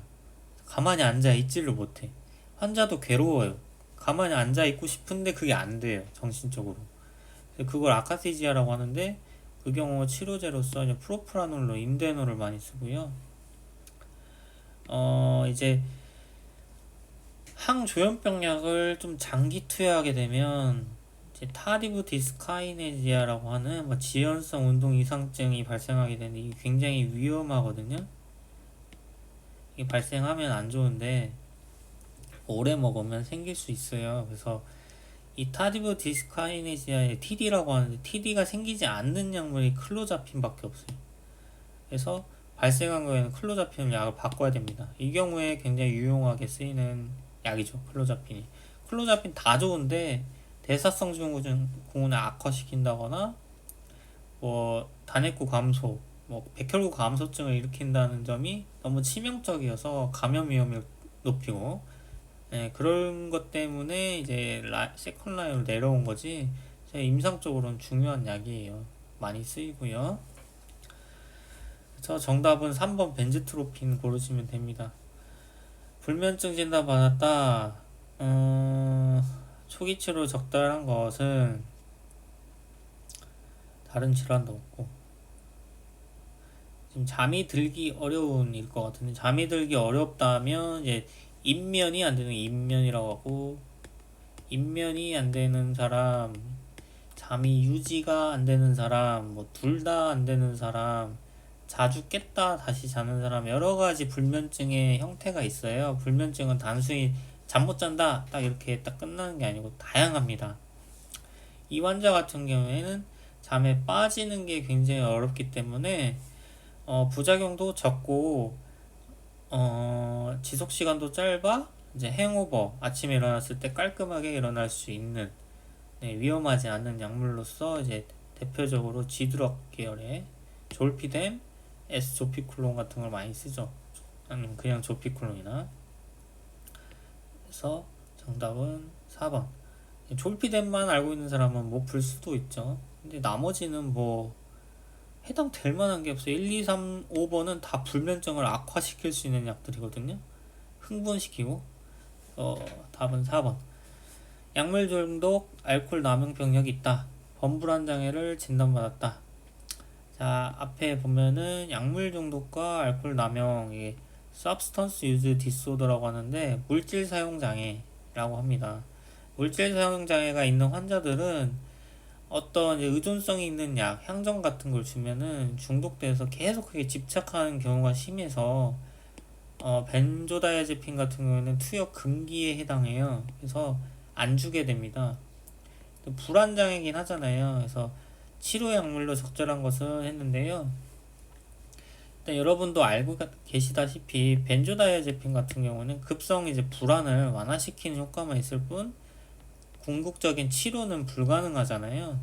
그래서 어쨌든 없어도 되긴 해요. 초반에 좀 많이 불안하겠지만 그래서 이거는 지금 투여할 수 없는 상태고 예를 들면 여기 로라제판 같은 거 안 되는 거고 불안장애에서 치료하려면 SSRI나 SNRI를 한 달 이상 투여해야 이제 항불안 효과가 나타나기 시작합니다. 그래서 치료를 할 거면 항우울제 중에 SSRI, SNRI를 빨리 투여해서 일정 시간 지나야 되겠다 라고 생각을 합니다. 그래서 1번 SNRI에 속하는 둘록세틴이 정답이 되고 또 벤조다이아제핀을 못 쓰기 때문에 지금 초반에 이 항우울제를 쓰면 살짝 많이 불안해지는 경우도 많고 잠도 안 오고 그럴 수 있거든요. 적응될 때까지. 그래서 의사들이 만약 벤조다이아제팜을 쓸 수 없다면 부스피론, 부스파라는 약인데 약효는 약해요. 심지어 얘도 SSRI나 SNRI처럼 약효가 나려면 한 달 이상 걸려요. 한 달 꼬박 복용해야 이제 약효가 좀 나타나는 편인데, 뭐 그래도 애드온으로 사용해서 나쁠 건 없겠다 해서 얘를 먼저 쓰고 같이 투여하는 것도 나쁘진 않겠습니다. 파킨슨병 진단 받았고 이와 같은 약 복용하고 있다. 환자는 2주 전부터 팔과 손이 떨리는 증상이 발생하였고 증상이 점점 심해진다. 무반응으로 평가됐다. 레보도파가 효과가 지금 점점 떨어지고 있다는 건데요. 지금 보니까 복용을 어떻게 하고 있냐. 자, 식후에 복용하고 있고 자기 전에 복용하고 있는데요. 레보도파가 제대로 많이 복용하고 있는데도 효과가 전혀 없다는 게 말이 안 되는데, 그렇다면 환자의 수능도를 잘 파악해 봐야겠죠. 여기 보면 식후에 복용하고 있다고 했고, 이 레보도파 같은 경우에는 여기 나온 이 고단백식이 이 식사에 들어있는 단백질 그 중에 일부 아미노산이 레보도파와 경쟁해서 이제 뇌 안으로 들어간단 말이에요. 그래서 단백 식사를 같이 하게 된다면 이 파킨슨 치료제 중에 레보도파 효과가 좀 많이 떨어질 수도 있습니다. 그래서 가능하면 식사 전에 공복에 먹거나 뭐 고단백 식사는 피하는 게 좋고요. 이 환자는 보니까 충분히 약은 투여하고 있는데도 불구하고 약이 전혀 효과가 없는 걸 봐서는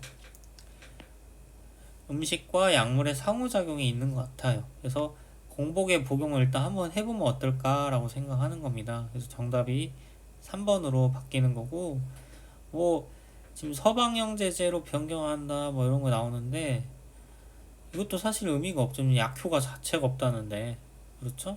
고단백 식이와 함께 복용하면 안 된다니까. 돈페리도 뭐 말도 안 되고 레보도파 줄이는 거 말도 안 되죠. 그래서 3번이 답이에요. 환자가 환각과 정신 이상 증상이 발생했다. 도파민 애거니스트를 사용해서 그런데 로피니롤 같은 걸 사용하면 도파민이 증가하면은 우리가 조현병이 도파민 수치가 높잖아요. 도파민 수치가 너무 높거나 도파민 작용제를 너무 많이 사용하고 하게 되면은 이렇게 환각, 정신 이상증이 생길 수 있어요. 아니면 막 도벽이나 여러 가지 이상한 행동을 한거나 도둑질을 한거나 막 충동 조절을 못하거나 성충동이나 여러 가지 그런 부작용이 정신적으로 발생할 수 있는데, 그래서 이제 라사길린도 뭐 같이 중단하고 로피니론 당연히 중단해야 되고 중단했는데 레보도파까지 이제 감량했어요. 얘도 도파민이니까 증상이 조절 안 되죠. 역시 안 그래도 조절 안 되고 있었는데 약을 추가하려고 할 때 적절한 것은 했고요. 이 파킨슨 환자에서 정신증이 이제 발병이 됐을 때, 사이코시스 발병됐을 때 아무 약이나 막 투여하면 안 됩니다. 항정신병 약, 조현병 약 중에 그 중에 이제 부작용이 상대적으로 적고 한 약을 투여해야 되고, 나중에 보시면 이제 이런 파킨슨 환자도 도파민 안타고니스트를 복용하네? 이게 말이 되나? 라고 생각할 수 있지만 이런 정신증 치료 예방을 위해서 뭐 퀘티아핀 저용량 같은 거 많이 투여합니다. 25ml, 12.5ml 정도 많이 투여하고요. 그리고 우리나라에는 아직 많이 안 쓰고 허가가 됐는지도 모르겠지만 미국 가이드라인 같은 경우는 피마반세린이라고 해서 파킨슨 율의 이제 사이코시스의 선택적 치료제로 피마반세린은 약이 개발이 되어 있고요. 네, 이것도 알아두세요. 나중에 이제 책이 바뀌면 들어갈 수도 있겠죠. 그리고 뭐 정신증이 아니라 인지장애, 뭐 치매같이 자주 까먹고 인지장애 발생하는 경우에 파킨슨 환자에서 사용할 수 있는 콜린 에스트레이즈 이니비터는 리바스티그민만 허가가 돼 있어요. 이거 중요해요. 이것도 문제가 될 수 있고 외워두세요. 빨리빨리 하려고 했는데 계속 설명하게 되네.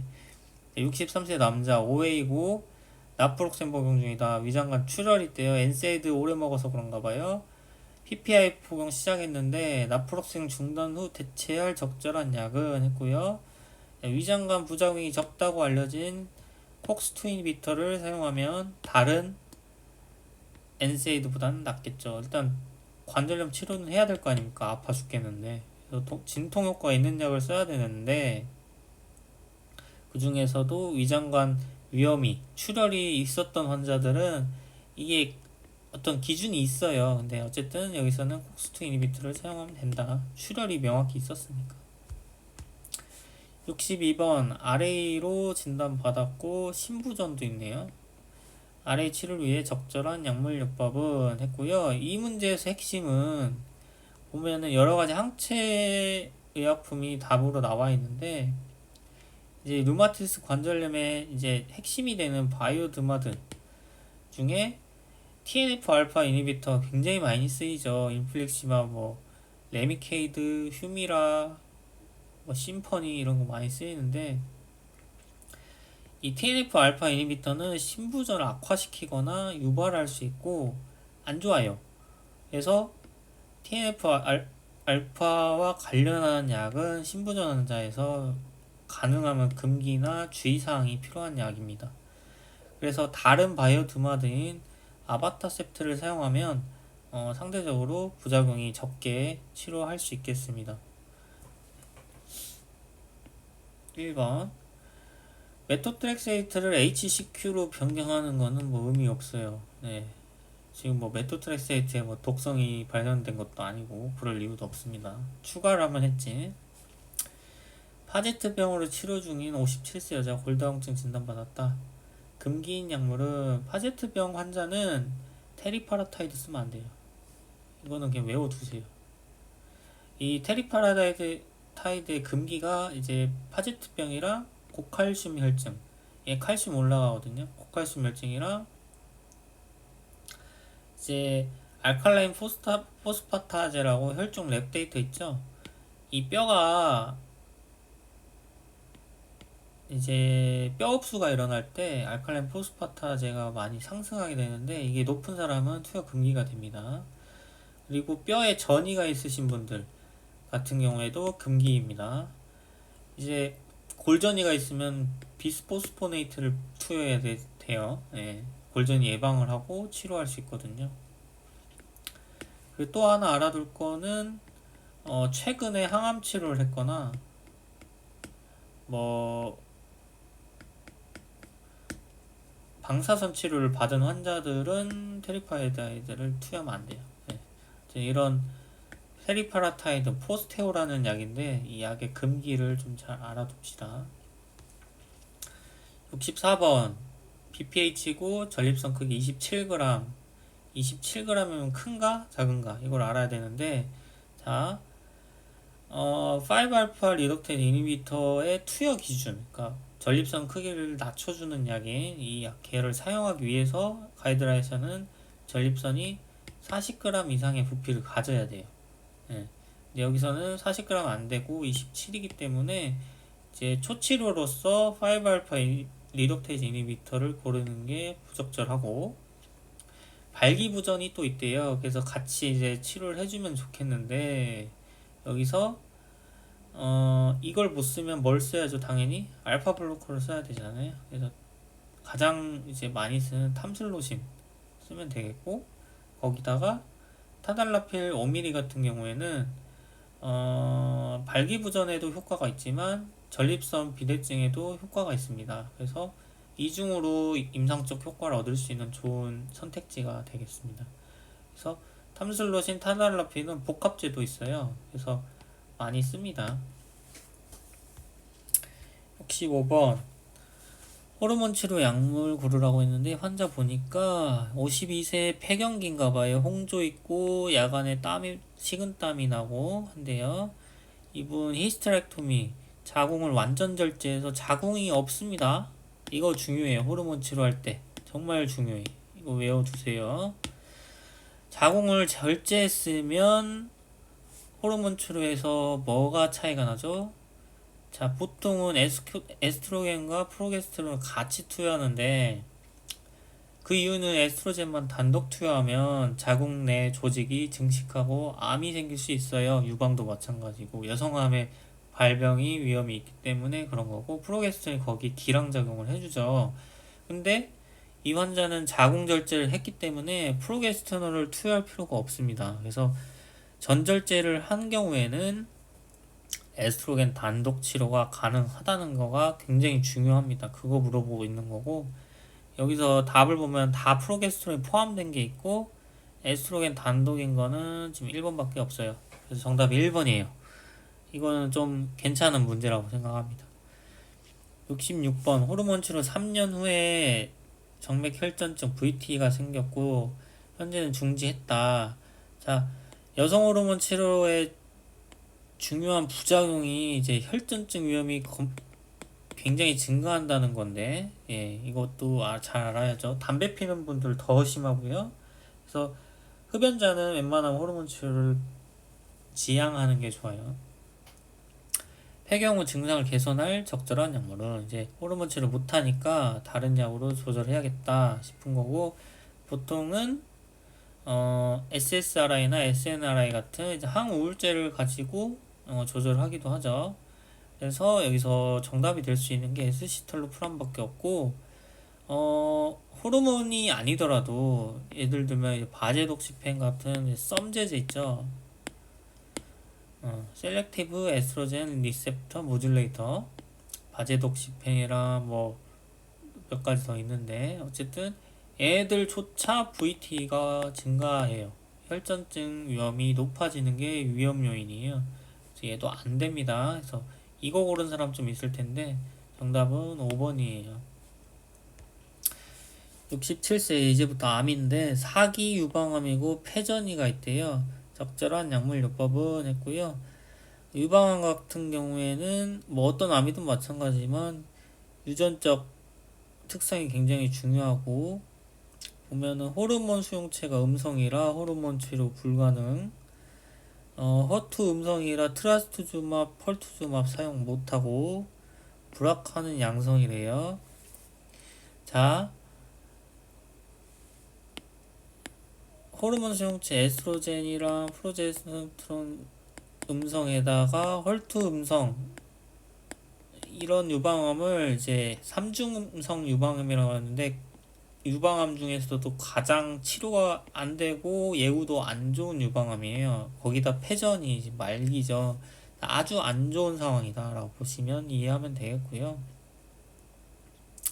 이런 경우에 투여할 수 있는 약으로는 올라파립과 같은 파프 이니비터를 사용할 수 있습니다. 브라카 변이가 있는 상태에다가 진행 상태거나 전이된 유방암에 쓰는 약입니다. 나머지는 뭐 해당될 만한 게 없어요, 유방암이랑. 그리고 68번 NSCLC 진단을 받았고 펜브롤이즈마, 키트로다, 시스플라틴, 페맥트렉시드로 구성된 3제 요법을 사용한다. 이게 뭐 펜브롤리즈마, 페메드, 시스플라틴 많이 쓰는 요법이고요. 3제 항암 요법을 받을 예정이고, 페맥트렉시드의 독성을 예방하기 위해서 시작 전에 투여하는 약물. 페맥트렉시드는 과민 반응이 심해서 투여 전에 아주 루틴하게 프로토콜적으로 여러 가지 이제 알러지 예방제를 많이 투여합니다. 이때 가장 중요한 게 뭐 알러지도 있고, 여기서는 관련한 약이 없는 거 봐서는 폴산인데, 또 페맥트렉시드는 항대사 약물이기도 하잖아요. 예를 들면 뭐 메토트렉세이드 같이. 그래서 엽산이나 비타민 12 같은 경우를 많이 줄이고 부족하게 만들어서 독성이 나타난단 말이에요. 주기적으로 B12를 맞아야 되고, 경구제로서는 폴산을 항암제 투여 전 아니면 투여 이후 계속 복용하게 됩니다. 그래서 여기서 해독제로 복용하는 게 폴산 있네요. 알러지를 묻는 게 아니었어요.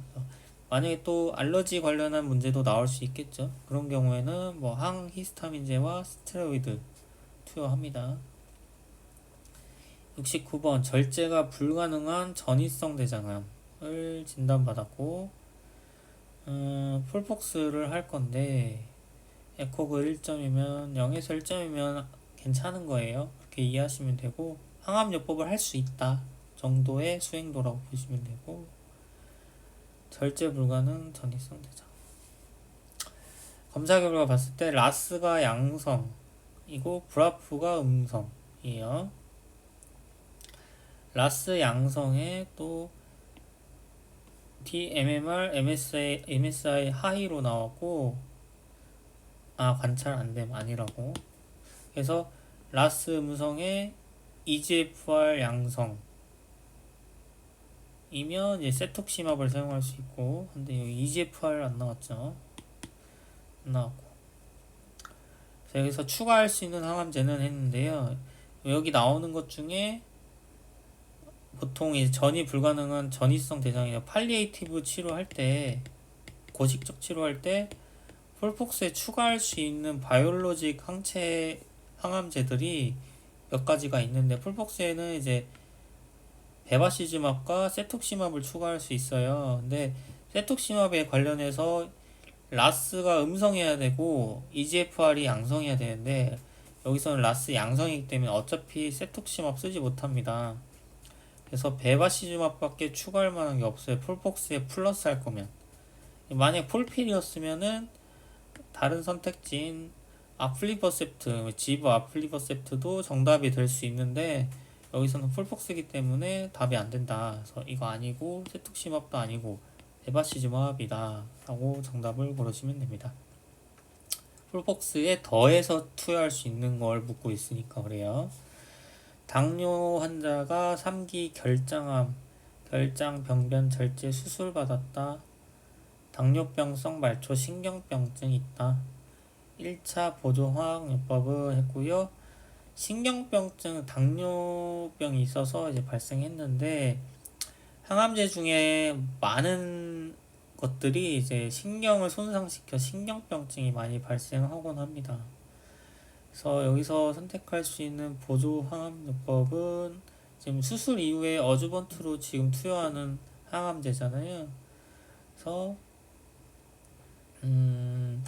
방사선 치료 같은 경우에는 안 되고, 그리고 폴피리 같은 경우에도 폴피리는 고식적 치료에만 사용하는 거지 지금 이 환자는 3기 결장암을 수술받고 어주번트 치료하는 큐어 완치 목적으로 지금 치료하고 있는 거예요. 그래서 팔리에이티브 목적인 폴필이 아니고요. 그리고 폴폭스는 사용할 수 있는데 이제 옥살리플라틴 같은 이제 플래티넘 계열의 항암제가 이제 신경병증을 악화시켜요. 그래서 플래티넘을 배제하라는 문제 같고요. 그리고 카페시타빈 옥살리플라틴도 역시 카폭스로 많이 쓰는데 옥살리플라틴 때문에 배제되고 그래서 그냥 LF를 쓰는 게 맞겠다라는 문제입니다. 71번은 소세포암이고 시스플라틴 에토포사이드 항암요법 레지멘을 받고 있고 2주기 치료를 받기 입원했다. 1주기 처음 치료했을 때 구역구토가 심했대요. 지금 굉장히 불안해한대요. 자, 이게 핵심 포인트인데 자, 이걸 뜻하는 게 바로 예기성 구토예요. 이거 바로 나오네. 항암제에 대한 어떤 불안함과 이런 것 때문에 감각이 예민해지고 항암제 백을 보거나 항암제 색깔을 보거나 항암제의 어떤 병원의 향기를 맡거나 여러 가지 이런 기억이 구역구토를 유발한다는 거죠. 그래서 그런 거를 치료하고 예방할 수 있는 약으로서 로라제팜 아티반을 많이 투여하게 됩니다. 그래서 정답은 2번. 미리 투여해야 돼요. 구토한 다음에 투여하면 별로 효과가 없습니다. 72번 뼈전이가 됐고 뼈전이 된 유방암이고 뼈가 아프대요. 지금 전이 돼가지고 뼈 통증에 대해서 아까 얘기한 뼈전이 돼 있고 증상이 있는 경우 이제 비스포스포네이트를 사용해서 이제 더 전이 되는 걸 막아주면서 뼈 통증을 완화시켜주는 비스포스포네이트 투여한다. 그 중에 파미드로네이트나 졸레드로닉산을 많이 투여하는데요. 졸레드론산 두 가지가 이제 초이스가 되게 되는데 유방암 같은 경우에도 사용하고 이제 다발성 골수종 MM에도 사용하는 약입니다. 파미드론산과 같은 비스포스포네이트는 뭐가 중요하죠?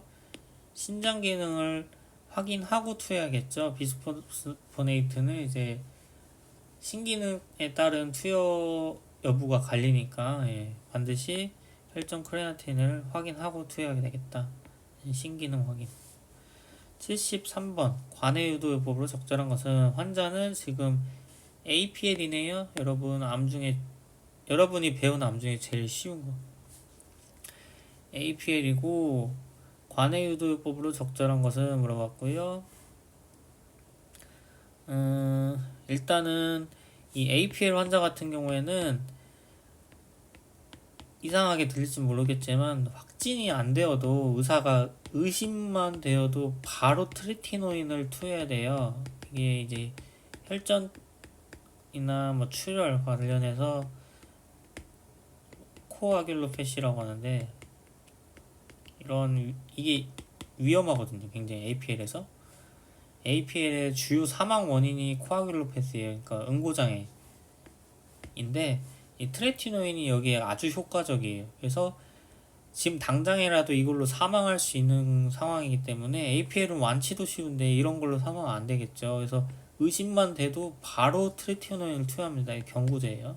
베사노이드라는 약인데 그래서 트레티노인은 반드시 투여돼야 될 것이고 포함이 될 것이고 이 트레티노인의 약효는 APL 자체 암이 이제 프로마일로이드 전골수 세포가 증가한다는 건데 왜 증가하냐? 그 유전 변이 때문에 전골수 세포가 그 하위 단계의 세포로 분화가 되지 못하는 거예요. 디퍼런시에이션이 안 돼서 그 상위 단계인 전골수 세포가 계속 쌓여 올라가는 거고 트레티노인이나 여기 정답에 나오는 삼산화 비소 같은 약물들이 디퍼런시에이션을 일으켜주는 분화 유도제로 사용하게 됩니다. 그러면 이제 암성세포가 분화해서 사멸하면서 사라지게 돼서 치료가 되는 원리고요. 이 두 가지를 같이 투여하는 경우도 많고 초이스 됩니다. 여기서는 지금 트레티노인이 반드시 들어가야 되는데 들어간 게 5번밖에 없어요. 거기다가 시타라빈 더노르비신 37로 사용하는 AML에서 사용하는 항암요법을 같이 사용할 수 있습니다. 그래서 5번이 정답이고요. 74번 관해유도요법을 앞둔 환자에게 알로프리놀이 처방되었다. 이거 너무 쉽죠? 이게 TLS 예방, 종양용해증후군, 종양 지금 APL 같은 경우에는 지금 백혈구 굉장히 높죠. 암성 백혈구 이거를 이제 튜머 또는 캔서 등등 벌든이라고 하는데 짐이 많다 이 말이에요. 그래서 암세포가 혈중에 너무 많이 흐르거나 백혈구가 많은 상태에서 세포독성 항암제를 혈중으로 흘려보내면 얘들이 단체로 사멸하면서 그냥 있습니까? 시체가 다 나다닐 거 아니에요. 이 안에서 나오는 물질들이 있단 말이죠. 인 등등, 인과 요산, 포타슘 등등 해서 위험한 상태가 될 수 있어요. 굉장히 응급 상태고 암적 응급 상태고 이 중에서 요산은 거의 대부분 많이 상승하게 되거든요. 그래서 항암제 투여 전부터 투여 후 며칠 동안은 요산 억제제인 알로프린을 계속 투여하게 됩니다. 자이로릭, TLS 중요합니다. 그리고 여기 보면 분화증후군이라는 것도 있는데 이것도 꼭 공부해 두세요. APL 환자에서 나타날 수 있는 응급 상황이에요. 아까 얘기한 트레티노인과 삼산화 비소 같은 분화 유도제를 사용하게 되면 아까 얘기한 프로마이엘로이드 전골수 세포가 쌓여있던 것들이 갑자기 다 분화가 되면서 생기는 증상, 증후군이거든요. 그래서 그걸 치료하거나 예방할 수 있는 방법과 이 질환이 뭔지 한번 알아보세요. 거기까지 설명할 시간이 없고 네. 75번 중증 아토피 피부염이고 이 환자 좀 심한가 보네요. 대속시 메타손 로션 외용제 사용에 더해서 심해서 이제 면역 억제제까지 사용하는 좀 중증이요. 말 그대로 여기 나온 것처럼. 그래도 개선이 되지 않으면 이제 신약을 좀 써봐야겠죠? 그래서 사용할 수 있는 게 두필루맙, 아토피나 천식에 사용할 수 있는 약으로 쓰고 있습니다. 오말리주맙은 천식에만 써요. IgE 맥의 반응을 억제하는 거고 나머지는 아닙니다. 조절되지 않는 천식으로 흡입제를 사용 중이다. 눈이 점점 침침하고 시야가 흐려졌다. 개방각 녹내장으로 진단받았다. 가장 흔한 녹내장 개방각 폐쇄곽이라는 것도 아직 모르는 학생들도 많을 건데, 개방각이라는 거는 이제 안압이 올라간 이유가 눈이 있고 코가 있는데 눈과 코가 연결되는 비루관이 있죠. 비루관으로 이 눈 안에 이제 눈 안에 액체가 빠져나가야 되는, 눈물 같은 게 빠져나가야 안압이 내려가는데 얘가 폐쇄되는 경우를 폐쇄각, 비루관이 열려있는 경우를 개방각이라고 합니다. 폐쇄각 녹내장이 더 안 좋은 상태라 보시면 돼요. 일반적으로는. 그래서 안압이 상승한 상태로 항녹내장 약을 투여할 건데, 첫 번째로 투여할 약으로 적절한 것은 물어보고 있고요. 대표적으로 프로스타글란딘 유도체인 라타노플라스트 같은 약을 제일 많이 쓰죠. 잘라탄이라는 약인데 많이 보게 될 거예요. 잘라탄.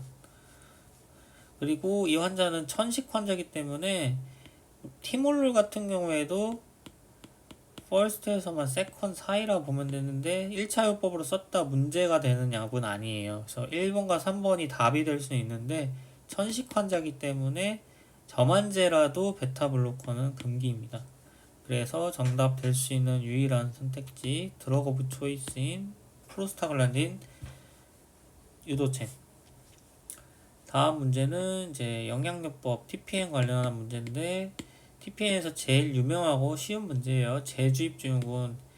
여러 날 동안 밥을 경구로 못 먹다가 이제 식사를 못 하다가 이제 영양 성분을 받은 경우에 리피딩 신드롬이라는 증상이 나타날 수 있는데, 이때 제일 중요한 거는 인산이 엄청나게 올라가요. 음식물에 있는 인산이 흡수되면서 저인산 혈증.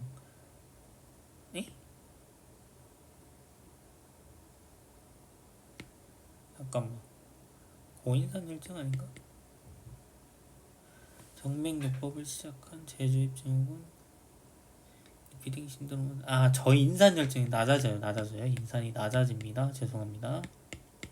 평상시 부족했기 때문에 인산이 빠르게 흡수되면서 혈중 인산이 낮아집니다. 거꾸로 생각했어요. 저인산 혈증 1번. 그래서 다 풀어봤고요.